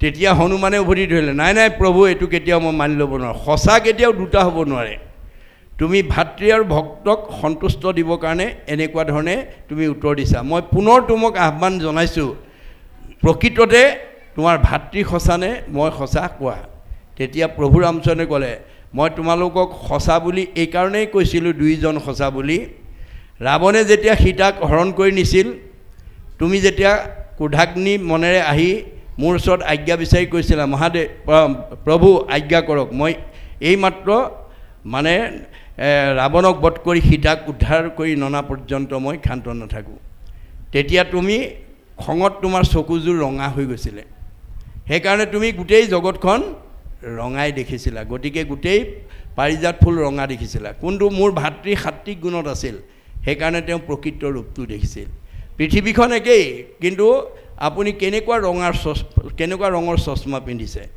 ৰঙা পিন্ধিলে ৰঙা দেখিব ক'লা পিন্ধিলে ক'লা দেখিব এতিয়া ঠিক তেনেকৈ আমাৰ মনটো যেনেকুৱা আমি আনক তেনেকুৱাই দেখিম গতিকে সেইকাৰণে আমাৰ বেদৰ ব্যাখ্যাবিলাক নিজৰ অভিমতৰ ওপৰত কোনোবাই বখানে বুলি কৈছে কিন্তু মই আপোনালোকক ক'ব বিচাৰোঁ যে আপোনালোকে কেতিয়াও নিজৰ অভিমত সমাজত প্ৰকাশ কৰিবলৈ নিবিচাৰিব আৰু কোনো ধৰ্মৰ লোক মানুহক নিন্দা নকৰিব শংকৰদেৱে পৰৰ ধৰ্মক নিহিংসিবা কদাচিত বুলি কৈছে তুমি লোকৰ ধৰ্মক নিন্দা নকৰিবা কৰিবা ভূতক দায়া সকলো নচিত সকলো প্ৰাণীকে তুমি মৰম স্নেহেৰে দয়া কৰিবা হৈব শান্ত চিত্ত সৰ্বধৰ্মত বৎসল এই ভাগৱত ধৰ্ম জানা মহাব তেতিয়া তোমাৰ ওপৰত ভগৱন্ত সন্তুষ্ট হ'ব গতিকে আমাৰ দেহৰ সম্পৰ্কহে নাই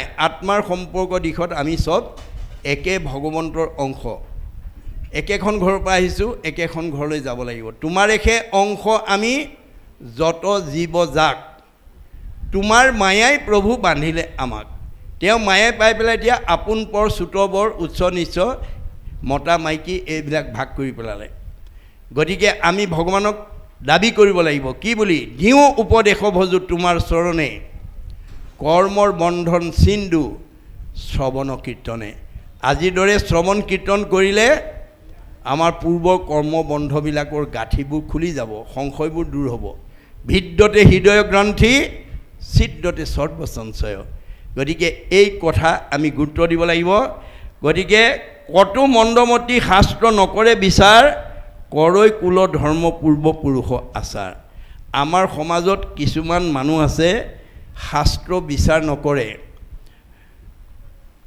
কতো মন্দমতি শাস্ত্ৰ নকৰে বিচাৰ শাস্ত্ৰই কি কৈছে হেতু নকৰে কৰৈ পূৰ্বক কৰ্ম ধৰ্ম পুৰুষ আচাৰ আমাৰ সমাজত এতিয়া পূৰ্বপুৰুষৰ কৰ্ম বা ধৰ্ম আচৰণ কৰা অৰ্থাৎ পৰম্পৰা ধৰ্ম আচৰণ কৰা মানুহৰ সংখ্যা বেছি মনত ৰাখিব কথাটো আমাৰ শংকৰদেৱে কৈছে পৰম্পৰা ধৰ্ম নহয় পৰম্পৰা হৈছে এটা এটা সময়ত মানি চলা নিয়ম ই গতিশীল ই একেদৰে নাথাকে কাৰণ আমাৰ পূৰ্বপুৰুষসকলে যেতিয়া ঘৰ বনাব নাজাছিল বুৰঞ্জীত কৈছে যেতিয়া আমাৰ পূৰ্বপুৰুষসকলে সভ্যতাৰ বিকাশ হোৱা নাছিল ঘৰ বনাব নাজানিছিল কাপোৰ বব নাজানিছিল জুইৰ ব্যৱহাৰ নাজানিছিল পানী ফিল্টাৰ নাছিল তেতিয়া আমাৰ উপৰি পুৰুষসকলে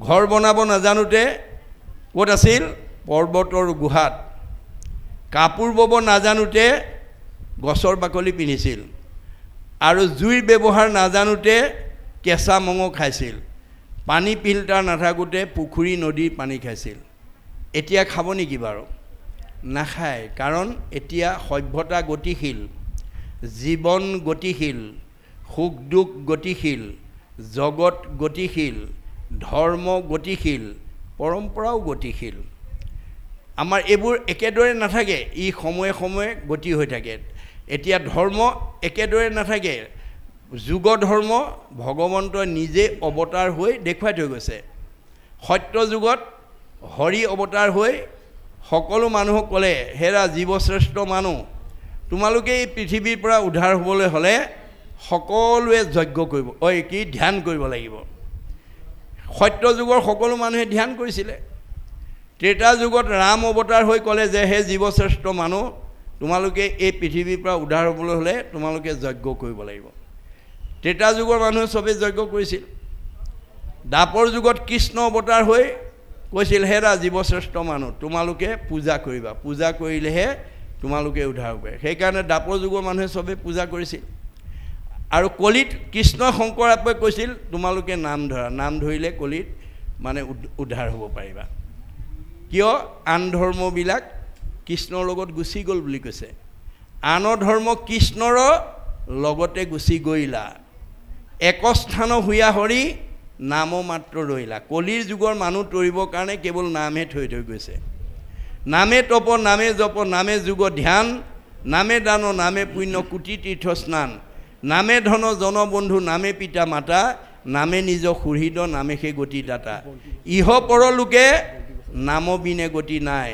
চাৰিও বেদৰ ইহে মুখ্য অভিপ্ৰায় চাৰি বেদে এই তত্ত্বটোকে আমাক দিছে গতিকে নাম বিনে কলিত আৰু গতি নাই গতিকে নাম এৰি অন্য কৰিব পাৰিব ২৮,০০০ ঋষিৰ নিচিনা হ'ব যজ্ঞ পূজাও কৰিব পাৰিব ফল নাপাব কিন্তু গতিকে কপিলক কৈছে সমস্ত ভূততে মই আছো সৰ্বক্ষণে ইহাংক অৱজ্ঞা আতি কৰে যিটো জনে বেদমন্ত্ৰে প্ৰতিমাতো কৰে অৰ্চন নোহে কিছু ফল মাত্ৰ সবে বিৰম্বন পৰশৰী ৰতমুক বিদ্বেষ কৰে যদি পূজে তবু তাৰ চিত্ত শান্ত নুহে প্ৰাণীক উপেক্ষা কৰি পূজে মূঢ়মতি নুহে ফল কৰে যেন ভস্মত আহুতি প্ৰাণীক নিন্দিয়া মোক যিজনে পূজয় তাতো মই তুষ্ট নহওঁ জানিবা নিশ্চয় এতিয়া কপিল প্ৰভুৱে জীৱশ্ৰেষ্ঠ মানুহক সঁচা কথাটো কৈ গ'ল গতিকে আমি যদি প্ৰাণী হিংসা কৰোঁ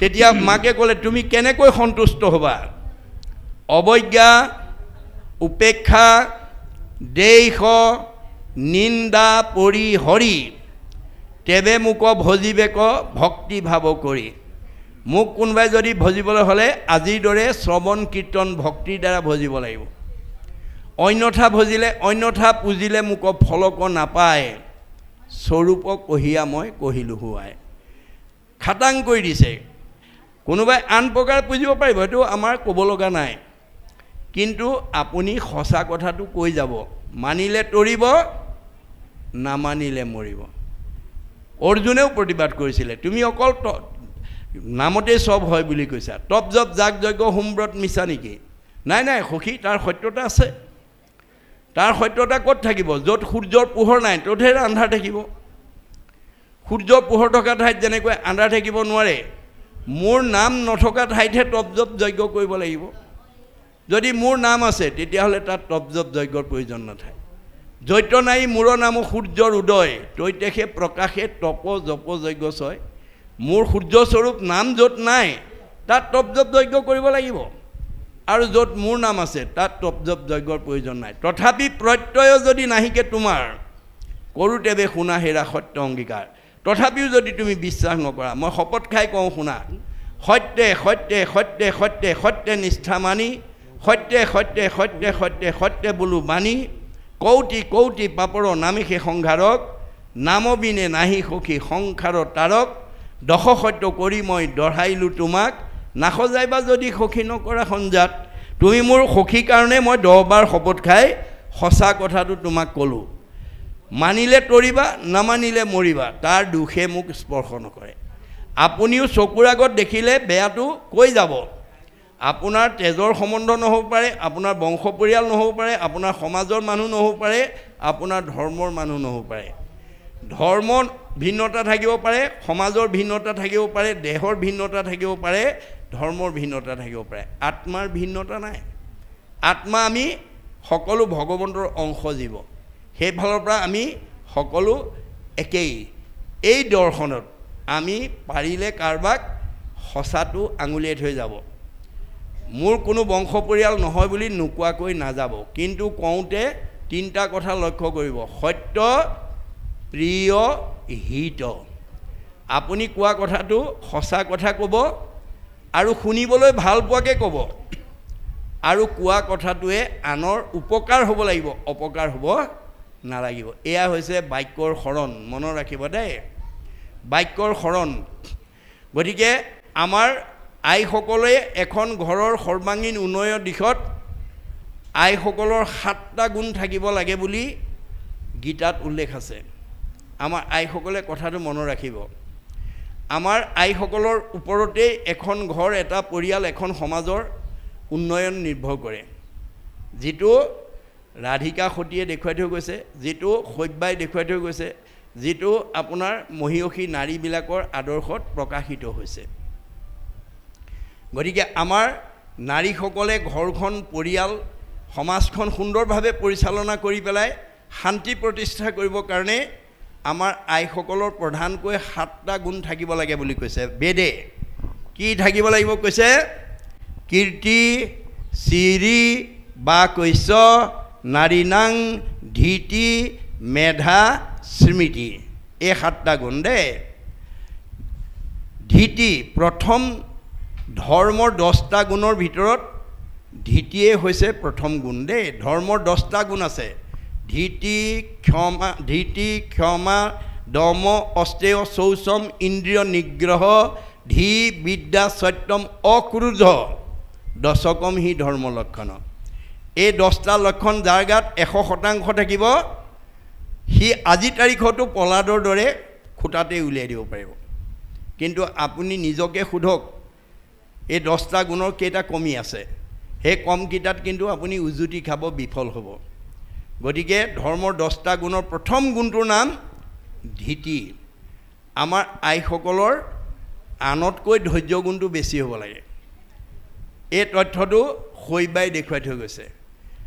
ৰজা হৰিচন্দ্ৰই সত্যত বন্দী হৈ বিশ্বামিত্ৰক সকলো ৰাজ্য ধন দি দিলে, ভাৰ্যাৰ লগত আলোচনা নকৰাকৈ। পাছত গৈ দক্ষিণা দিবলৈ পইচা নাইকিয়া হ'ল।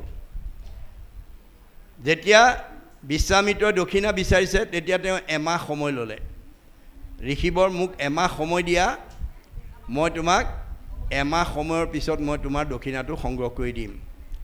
এই বুলি কৈ তেওঁ ভাৰ্যাক লগত লৈ উপবনত পলাই আছে।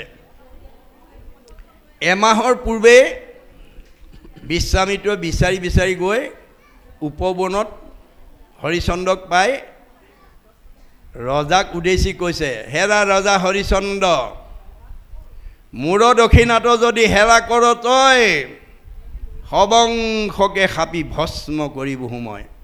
তোমাৰ গোটেই বংশ মই সাপ দি ধ্বংস কৰি দিম। ঋষিৰ বচন শুনি হৰিচন্দ্ৰ ৰায় কপিবে লাগিলে মুখে মাতবোল নাই। বিশ্বামিত্ৰৰ কথাত হৰিচন্দ্ৰ কপিবলৈ লাগিলে। বিশ্বামিত্ৰই যদি সাপ দি গোটেই বংশ মোৰ নষ্ট কৰি দিয়ে, মোৰ ৰজা উপাধি ধৰাৰ কোনো সাৰ্থক নহ'ব। তেওঁ মুখৰ মাত সৰি গৈছে, মানে ক'বলৈ ভাৰ্যাৰ বাদে আৰু দ্বিতীয় ব্যক্তি নাই। ভাৰ্যাক চহিয়া ৰাজা বুলিলা বচন, শুনা প্ৰাণেশ্বৰী মোৰ বাক্যে দিও মন। হেৰা ভাৰ্যা, তুমি মোৰ কথালৈ অকণমান মনোযোগ দিয়া।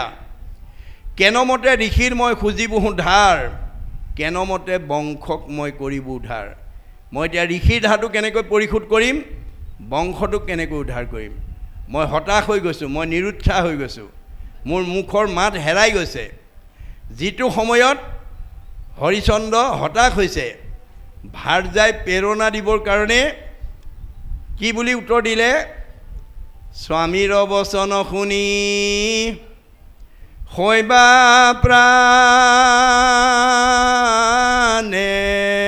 প্ৰাণেশ্বৰী, অস্বামীক বুলিলা অল্পহাস্য কৰি হাঁহি মাৰি ক'লে। অৰ্থাৎ স্বামীৰ যেতিয়া হতাশ হৈছে, স্বামী মনত প্ৰেৰণা দিবৰ কাৰণে তেওঁ হাঁহি পেলাই উত্তৰ দিছে। কি বুলি ক'লে, স্বামী নাহি নাহি আন ধৰ্ম জানা সত্য বিনা, জানি আন নিচিন্তিও দিওক দক্ষিণা। ভয় নকৰিবা স্বামী, সত্যতকৈ ধৰ্ম আৰু নাই, দক্ষিণা দি দিয়া। তেতিয়া হৰিচন্দ্ৰই ক'লে, মই ক'ৰ পৰা দিম, মোৰ হাতত পইচাও নাই। তেতিয়া ভাৰ্যাই কি বুলি ক'লে, আমাকো বিকিয়া ৰাজা ঋষিৰ খোজা ধাৰ, আতপৰে আন উপায় নেদেখোঁ আৰু। গতিকে অন্য উপায় নাই, মোক বিক্ৰী কৰি হ'লেও তুমি ধাৰ পৰিশোধ কৰা, কাৰণ তুমি ধৈৰ্যচ্যুত নহ'বা। আন্ধাৰে পোহৰে দিনটো, সুখে দুখে জীৱনটো, দুখক অতিক্ৰমী কৰি সুখক আমি প্ৰতিষ্ঠা কৰিলেহে জীৱনৰ সাৰ্থকতা হ'ব। এয়া হৈছে শৈবাৰ ধৈৰ্য গুণৰ পৰিচয়। তেওঁ ধৈৰ্যৰ দ্বাৰা স্বামীক কি কৰিছে, প্ৰেৰণা দিছে। আমাৰ আজিৰ তাৰিখত যদি আমাৰ কোনোবা স্বামীয়ে তেনেকুৱা ভাৰ্যাক নুসুধাকৈ তেনেকুৱা ভুল কৰি গৈ কয়গৈ, হেৰা মোৰ এনেকুৱা হ'ল নহয়, এতিয়া মই কি কৰিম, আমাৰ গৰাকীয়ে কি বুলি ক'ব বাৰু, ভাল হৈছে মোক নুসুধাকৈ কৈছিল নহয়, আপোনাৰ আৰু হওক বুলিয়ে ক'ব। মানে আপোনাক মানে প্ৰেৰণা দিয়ক চাৰি, আৰু জ্বলা জুইত ঘিউহে ঢালি দিব। গতিকে আমাৰ ভাৰ্যাসকলে এই তথ্যটো জানিব লাগিব, কাৰণ বিবাহ সম্বন্ধে পুৰুষৰ অৰ্ধাংগিনী, স্বামী বুলি ধৰ্ম কৰ্ম পাই অৰ্ধখিনি। যিদিনাই বিয়া পাশত আবদ্ধ হ'ল, সেইদিনাই তেওঁ অৰ্ধাংগিনী উপাধি পালে, আৰু ধৰ্ম কৰ্মৰ আধা তেওঁ পাই যায়। আপোনালোকৰ গাঁৱত ডাক্তৰে বিয়া কৰা মানুহগৰাকীক মানুহে কি বুলি কয় বাৰু, ডাক্তৰণী। মাষ্টৰে বিয়া কৰাজনী কি কয়, মাষ্টৰণী। তেওঁ ডাক্তৰণী আৰু মাষ্টৰণী সেইটো যদি হয় জানো, নহয়। তেওঁলোকৰ স্বামীৰ উপাধিৰ আধা উপাধি তেওঁলোকে পাই যায়। ঠিক তেনেকৈ স্বামীয়ে যদি পাপ কৰে, আধাত ভাৰ্যাই পাই যায়। স্বামীয়ে যদি পুণ্য কৰে, আধা তেওঁ ঘৰতে থাকি পায়। সেই হেতু কতো ধৰ্মিনী ৰমণী পাপ কাৰ্যে বাধা দিয়া খণ্ডাই বিঘিনী কটু অধৰ্মিনী তিৰি ধৰ্মক বাধিয়া স্বামীক নিয়ে ঘূৰে নৰকে টানিয়া। আমাৰ আপোনালোকৰ টিপাম ৰাইজে এখন ঘৰত গৈ আজিৰ তাৰিখৰ ভাগৱত পাঠ ব্যাখ্যা অনুষ্ঠানলৈ নিমন্ত্ৰণ কৰিবলৈ গৈ স্বামী স্ত্ৰী দুইজন থকা অৱস্থাতে নিমন্ত্ৰণ জনাই আহিলে 15 দিনৰ আগতে। আৰু দান বৰঙণি এটাও যদি কোনোবাই ইচ্ছা কৰে লৈ আহিলে। আন এঘৰত আকৌ স্বামী স্ত্ৰী থাকোঁতে তেনেকৈয়ে নিমন্ত্ৰণ কৰি আহিলে। এতিয়া প্ৰথম ঘৰৰ স্বামী ইমান কৰ্মব্যস্ত, তেওঁ কৰ্মত ব্যস্ত থাকোঁতে আজি তাৰিখৰ এই টিপাম মানে নামঘৰৰ ৰাইজে নিমন্ত্ৰণ কৰি অহা কথাটো পাহৰি থাকিলে। তেতিয়া সেই ধৰ্মী নাৰীয়ে ক'ব, হেৰি আজি কেলে আপোনাক নামঘৰলৈ দেওবাৰে কেলে ভাগৱত পাঠ ব্যাখ্যালৈ মাতি গৈছিলে পাহৰিলে নেকি? মই পাহৰিলোঁ বুজিছানে, যাওক যাওক সোনকালে ওলাই যাওক। এই বুলি যিগৰাকী ভাৰ্যাই পাহৰা স্বামীক মনত পেলাই এই ধৰ্ম অনুষ্ঠানলৈ পঠিয়াব, তেওঁ ঘৰতে থাকি আধা পুণ্য পাব।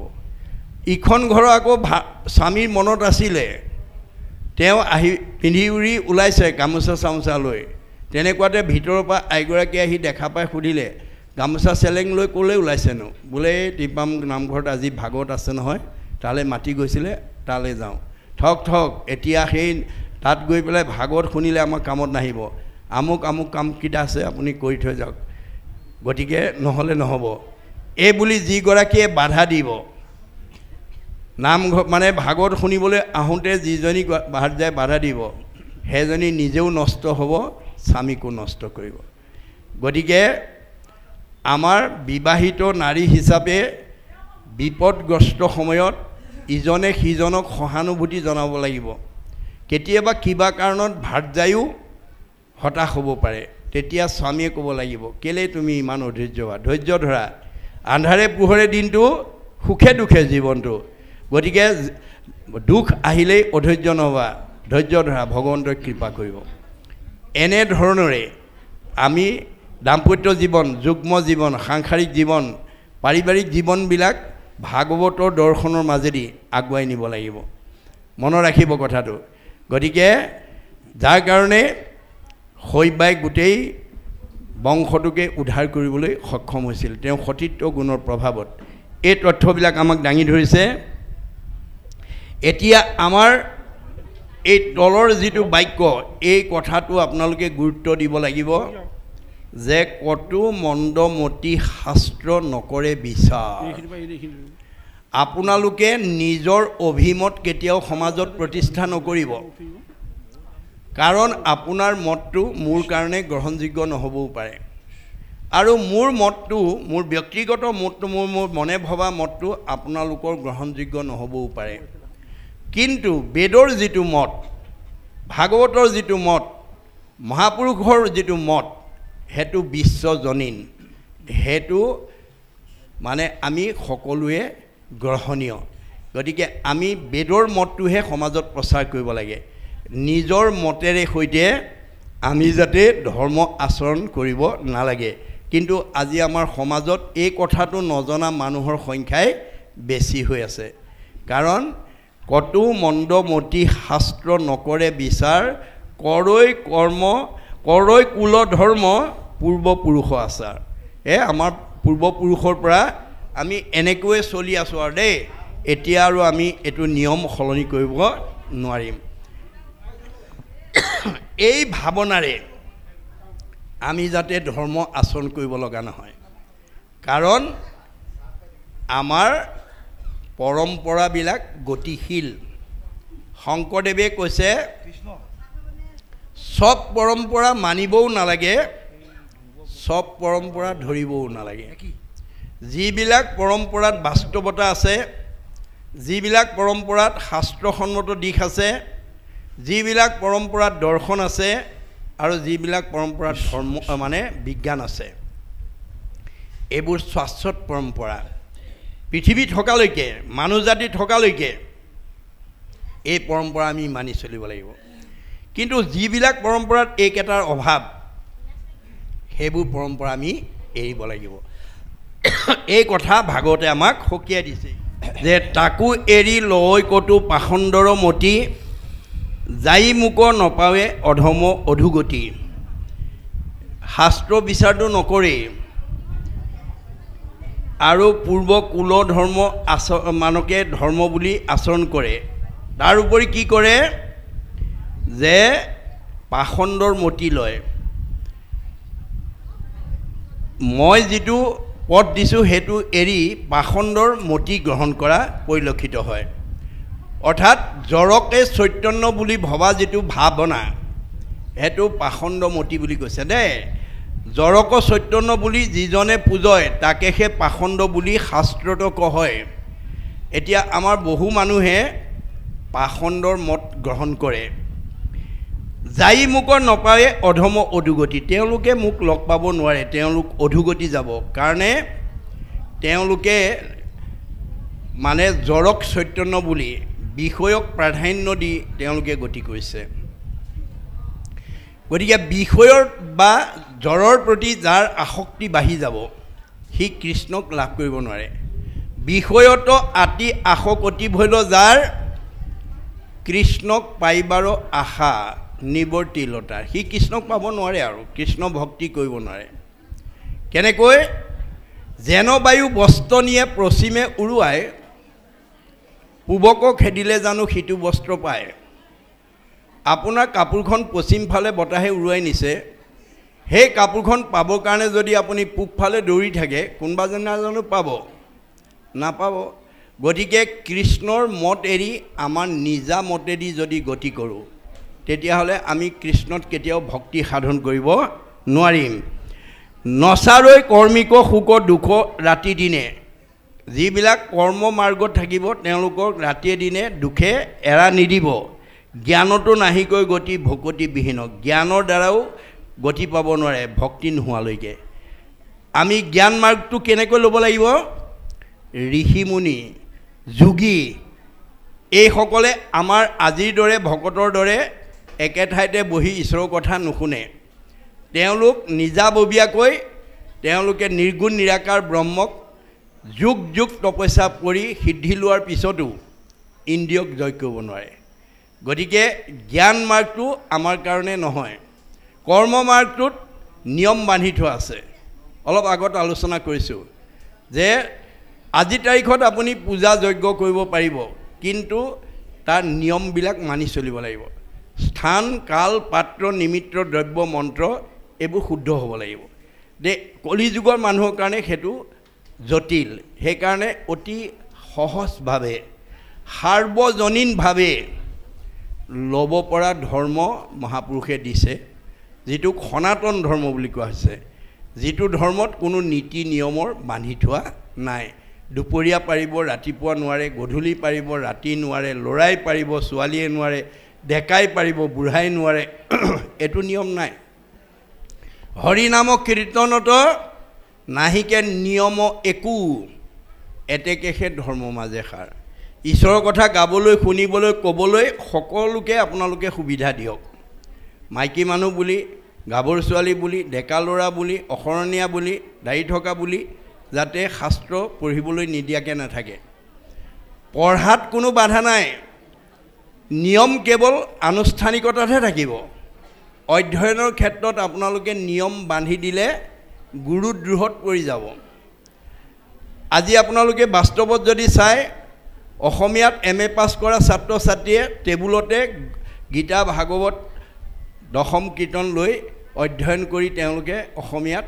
মাষ্টাৰ ডিগ্ৰী লৈছে গতিকে অধ্যয়নৰ ক্ষেত্ৰত বাধা নিদিব তেওঁ যেতিয়া অধ্যয়ন কৰি জ্ঞান পাব তেওঁ নিজে কিছুমান পৰিৱৰ্তন নিজে কৰিবলৈ বাধ্য হ'ব দাড়ি তেওঁ নিজে কাটিব শৰণ তেওঁ নিজে ল'ব আপুনি তাৰ আগতেই তেওঁক যাতে অধ্যয়নৰ পৰা বঞ্চিত কৰিব লগা নহয় তাৰ প্ৰতি গুৰুত্ব দিব লাগিব গতিকে আনে নজানয় ইটো বেদৰ বিচাৰে এতেকে ভকতি পন্থ সন্মত আমাৰে গতিকে এই কথা সবেই বিচাৰ কৰিব নোৱাৰে উদ্ধৱ যে মোৰ ক্ষেত্ৰত মোৰ অভিমতটো হৈছে ভক্তিৰ পথ ভগৱানে ভক্তিৰ দ্বাৰাহে ভগৱানক ভজিবৰ কাৰণে দিছে আৰু ভক্তিক 9টা ভাগত বিভক্ত কৰিছে শ্ৰৱণ কীৰ্তন অৰ্চন বন্দন দাস্য সখিত্ব পদসেৱন আত্মনিবেদন স্মৰণ এই 9 প্ৰকাৰৰ ভিতৰত এক প্ৰকাৰ ভকতিও যদি আপুনি আচৰণ কৰে তেতিয়া আপুনি তৰি যাব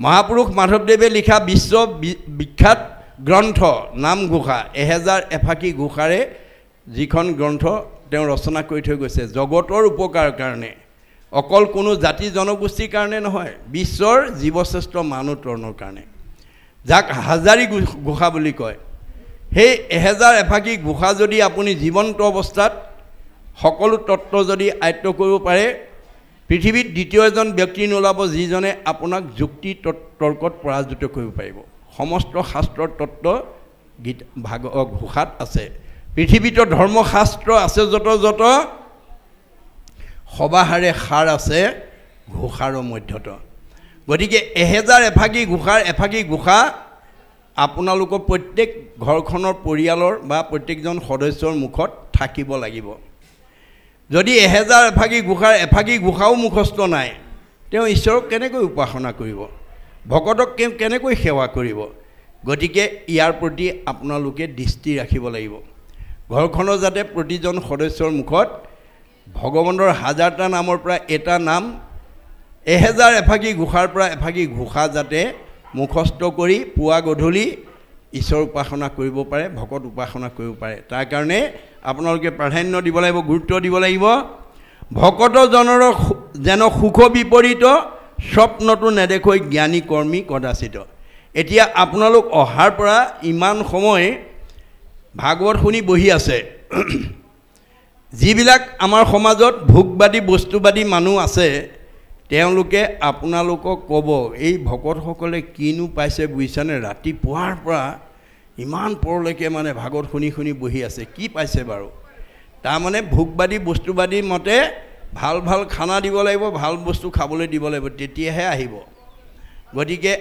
আমি কি সুখত আছোঁ আজি আমাৰ ভকতসকল ভাগৱত শুনি কি সুখত আছে হেতু সুখ কৰ্মীবিলাকে ভোগবাদীবিলাকে নাপায় বুলি কৈছে ভকতৰ যেন সুখ বিপৰীত স্বপ্নটো নেদেখৈ জ্ঞানী কৰ্মী কদাচিত জ্ঞানমাৰ্গী কৰ্মী মানুহবিলাকে আপোনালোক এতিয়া কিটো সুখত কিটো আনন্দত এনেকৈ বহি আছে হেতু তেওঁলোকে দিঠকতটো নোৱাৰে সপোনতো ভাবিব নোৱাৰে হয়নে গতিকে এই সুখটো কথা আনে বুজি নাপায় পায়া মুক মনত সন্তোষ আখৰিক ভকতৰ সখী সুখময় দশদিশ আজি আমি এতিয়া তেওঁৰ গুণনাম আনন্দৰে শুনিছোঁ কৈছোঁ আৰু তাৰ ৰস পান কৰি আছোঁ আৰু এই ৰসটো আমি যিটো পান কৰিছোঁ সেইটো আনে উপলব্ধি কৰিব নোৱাৰে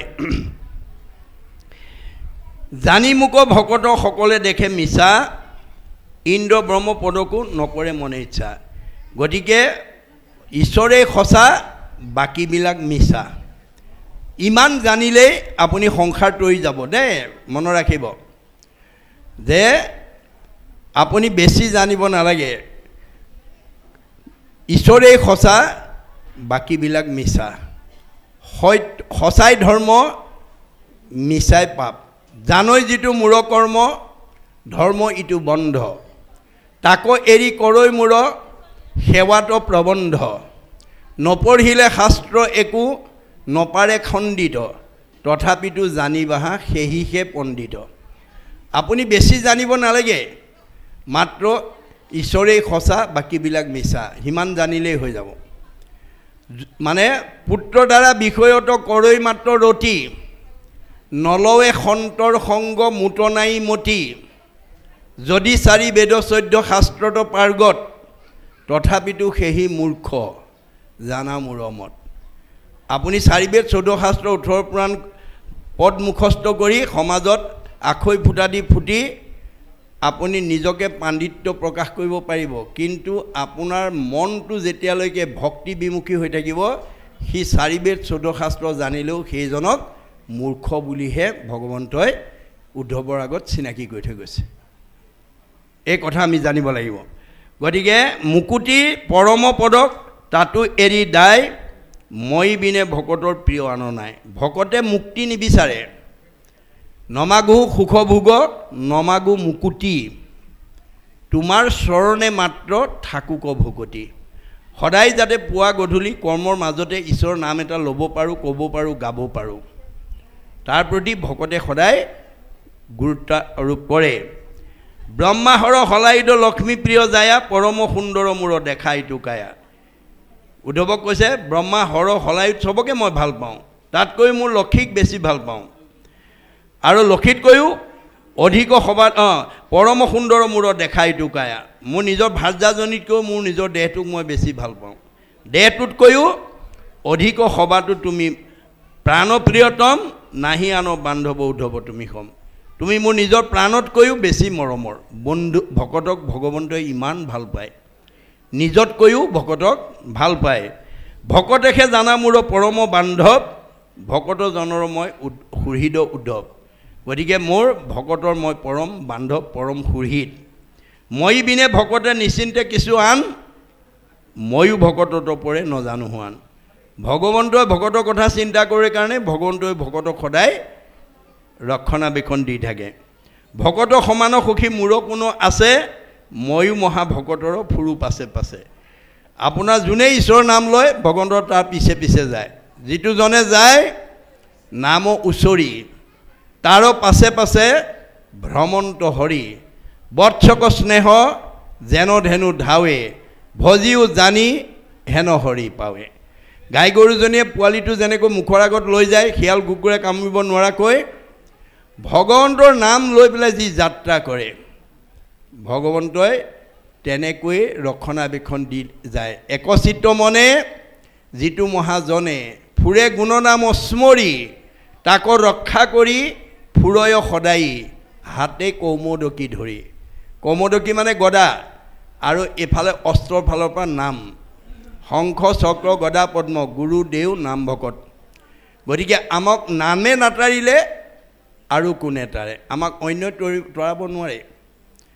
এই কথা আপুনি মনত ৰাখিব। সেইকাৰণে যাত্ৰাৰ কালত কৰ্মৰ প্ৰাৰম্ভণিতে আমি যাতে ঈশ্বৰৰ নাম লৈ যাত্ৰা কৰিব পাৰোঁ, ঈশ্বৰৰ নাম লৈ যাতে আমি কৰ্মবিলাক কৰিব পাৰোঁ, তাৰ প্ৰতি নিজেও কৰিব লাগিব, আৰু ল'ৰা ছোৱালী বংশ পৰিয়াল সমাজৰ লোকক আমি সেই আদৰ্শৰে সমাজখন আমি গঢ়ি তুলিব লাগিব। তেতিয়া ইয়াতে আপোনালোকে বৈকুণ্ঠৰ সুখ, স্বৰ্গৰ ভোগ, আৰু এইটো যদি কৰিব নোৱাৰে নৰকৰ দুখ। এয়া আমাৰ ভাগৱতৰ মত। মূৰ উদৰত আছে ব্ৰহ্মাণ্ড যতেক, ভকতৰ ধূলা পৰি পবিত্ৰ প্ৰত্যেক। যে আমাৰ পৃথিৱীখন ভকতেহে শুদ্ধ কৰে, তীৰ্থ ভকতেহে পবিত্ৰ কৰে। আজি তাৰিখত কোনোবাই গংগা গয়াকাশীত গা ধুব পাৰিব, গাৰ মলিবিলাকে আঁতৰাব পাৰিব, মনৰ মলি আঁতৰ নহয়। আমাৰ ভাগৱতত কৈছে গংগা আদি কৰি যত তীৰ্থ নিৰন্তৰ, কেৱলে হৰন্ত মাত্ৰ পাপ শৰীৰৰ। আজি তাৰিখত আপুনি গংগা গয়াকাশীত গা ধুলে গাৰ মলিবিলাক আঁতৰাব পাৰিব, কিন্তু মনৰ মলি আঁতৰ নহয়। কিন্তু সাধুৰ সংগে বাহিৰে ভিতৰে শুদ্ধি কৰে, হেন সাধু সেৱা নকৰিব কোনো নৰে। আজি এই সমাজত আহি যোনে সেৱা কৰিব তাৰ বাহিৰ ভিতৰ দুইটা শুদ্ধ হ'ব। মানে দেৱটো তীৰ্থটো কৰি ভকতে সেবৰ, ভকতক ভজিলে গুচে কৰ্মজৰ। আমি এতিয়া গংগা গয়াকাশীলৈ নগৈ ভকতৰ সংজ্ঞালৈ আহিব লাগে। এই কথা দশম স্কন্ধত অকুৰক ভগৱন্তই কৈছে, কহিলা অকুৰ আগে দশম স্কন্ধত, শিলাময় জলাশয় দেৱতীৰ্থ যত, জানিবা তাৰাসবে দেৱতীৰ্থ হয়, তথাপিতো সাধুৰ সংগ শ্ৰেষ্ঠ আদি হয়। গংগা গয়াকাশী দেৱতা আছে সঁচা, কিন্তু সেই তাতকৈ ভকত বেছি শ্ৰেষ্ঠ। গতিকে ভকতৰ মাজলৈ আমি ল'ৰা ছোৱালীক আনিব লাগিব, সেৱা কৰিব লাগিব, আশীৰ্বাদ ল'ব লাগিব। এতিয়া স্বয়ং ভগৱন্তই আহি কাকো আশীৰ্বাদ নিদিয়ে, কোনে দিব? তেওঁৰ প্ৰতিনিধি ভকতে দিব। ভকতক ভগৱন্তক জ্ঞান কৰি আমি দৈনন্দিন জীৱনত যাতে ভক্তি সাধন কৰিব পাৰোঁ। ভকতত ভকতি দানে কৰো গুৰু দায়া তনয় অধিক। আপুনি জন্ম দিয়া ল'ৰাটোতকৈও ভকতক বেছি শ্ৰদ্ধা কৰিব লাগিব।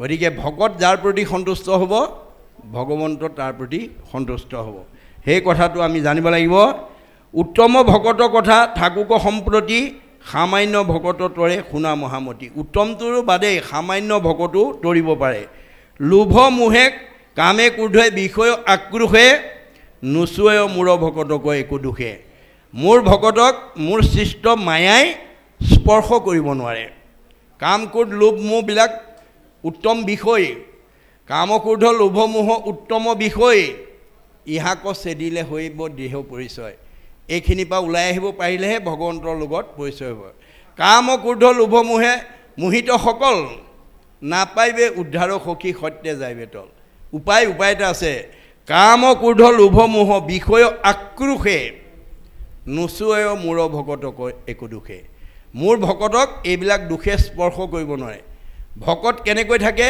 পদুম ফুলৰ দৰে থাকে পদুম ফুলৰ বৈশিষ্ট্য কি বোকা পানীতে সৃষ্টি হয় কিন্তু বোকা পানীয়ে পদুম ফুলক লিপ্ত কৰি ৰাখিব নোৱাৰে মোৰ ভকত কাছৰ দৰে থাকে কাছৰ বৈশিষ্ট্য কি বালিত কণী পাৰে পানীত উমনি দিয়ে বালিত কণী পানীত উমনি দি ভাৱৰ দ্বাৰা বালিত কণী ফুটাই দিয়ে গতিকে এই তথ্য আমাক ভাগৱতে দিছে যে কাম ক্ৰোধ লোভ মোহ এইবিলাকে মোৰ ভকতক স্পৰ্শ কৰিব নোৱাৰে গতিকে সেইকাৰণে আমি ভকত পদুম ফুলৰ দৰে থাকে বুলি কৈছে ব্ৰহ্মণা ধ্যায় কৰ্মাণি সংগং ত্যক্তে কৰোতি যশ লিপ্ততে নচ পাচুন পদ্ম পত্ৰম মিমাম ভাস পদুম ফুলৰ দৰে মোৰ ভকতে গৃহাশ্ৰমতে থাকে মই দিয়া ধন টকা পইচা গাড়ী মটৰ পকা ঘৰৰ মাজতে থাকে কিন্তু সেইবিলাক বিনাশী মোহে মোৰ ভকতক নামঘৰলৈ অহাৰ পৰা ভকতৰ সংগলৈ অহাৰ পৰা বিৰত কৰি ৰাখিব নোৱাৰে এই তথ্য আপোনালোকে জানিব লাগিব সামৰ্থ্য ভকতি আতি একোৱে নচাৱে ভকতক পালয় পুত্ৰ যেন মাৱে যেনেকৈ মাকে পুতেকক প্ৰতিপাল কৰে ভকতক ভগৱন্তই তেনেকৈ প্ৰতিপাল কৰে তেনেকৈ ৰক্ষণাবেক্ষণ দিয়ে ভকতিৰ মহত্ব কহিয়া নপাওঁ সীমা ভকতিৰ শুনা সখী আশ্চৰ্য মহিমা ভকতিৰ মহত্ব কৈ মই শেষ কৰিব নোৱাৰোঁ গতিকে ভকতিৰ মহিমা সম্পৰ্কে শুনা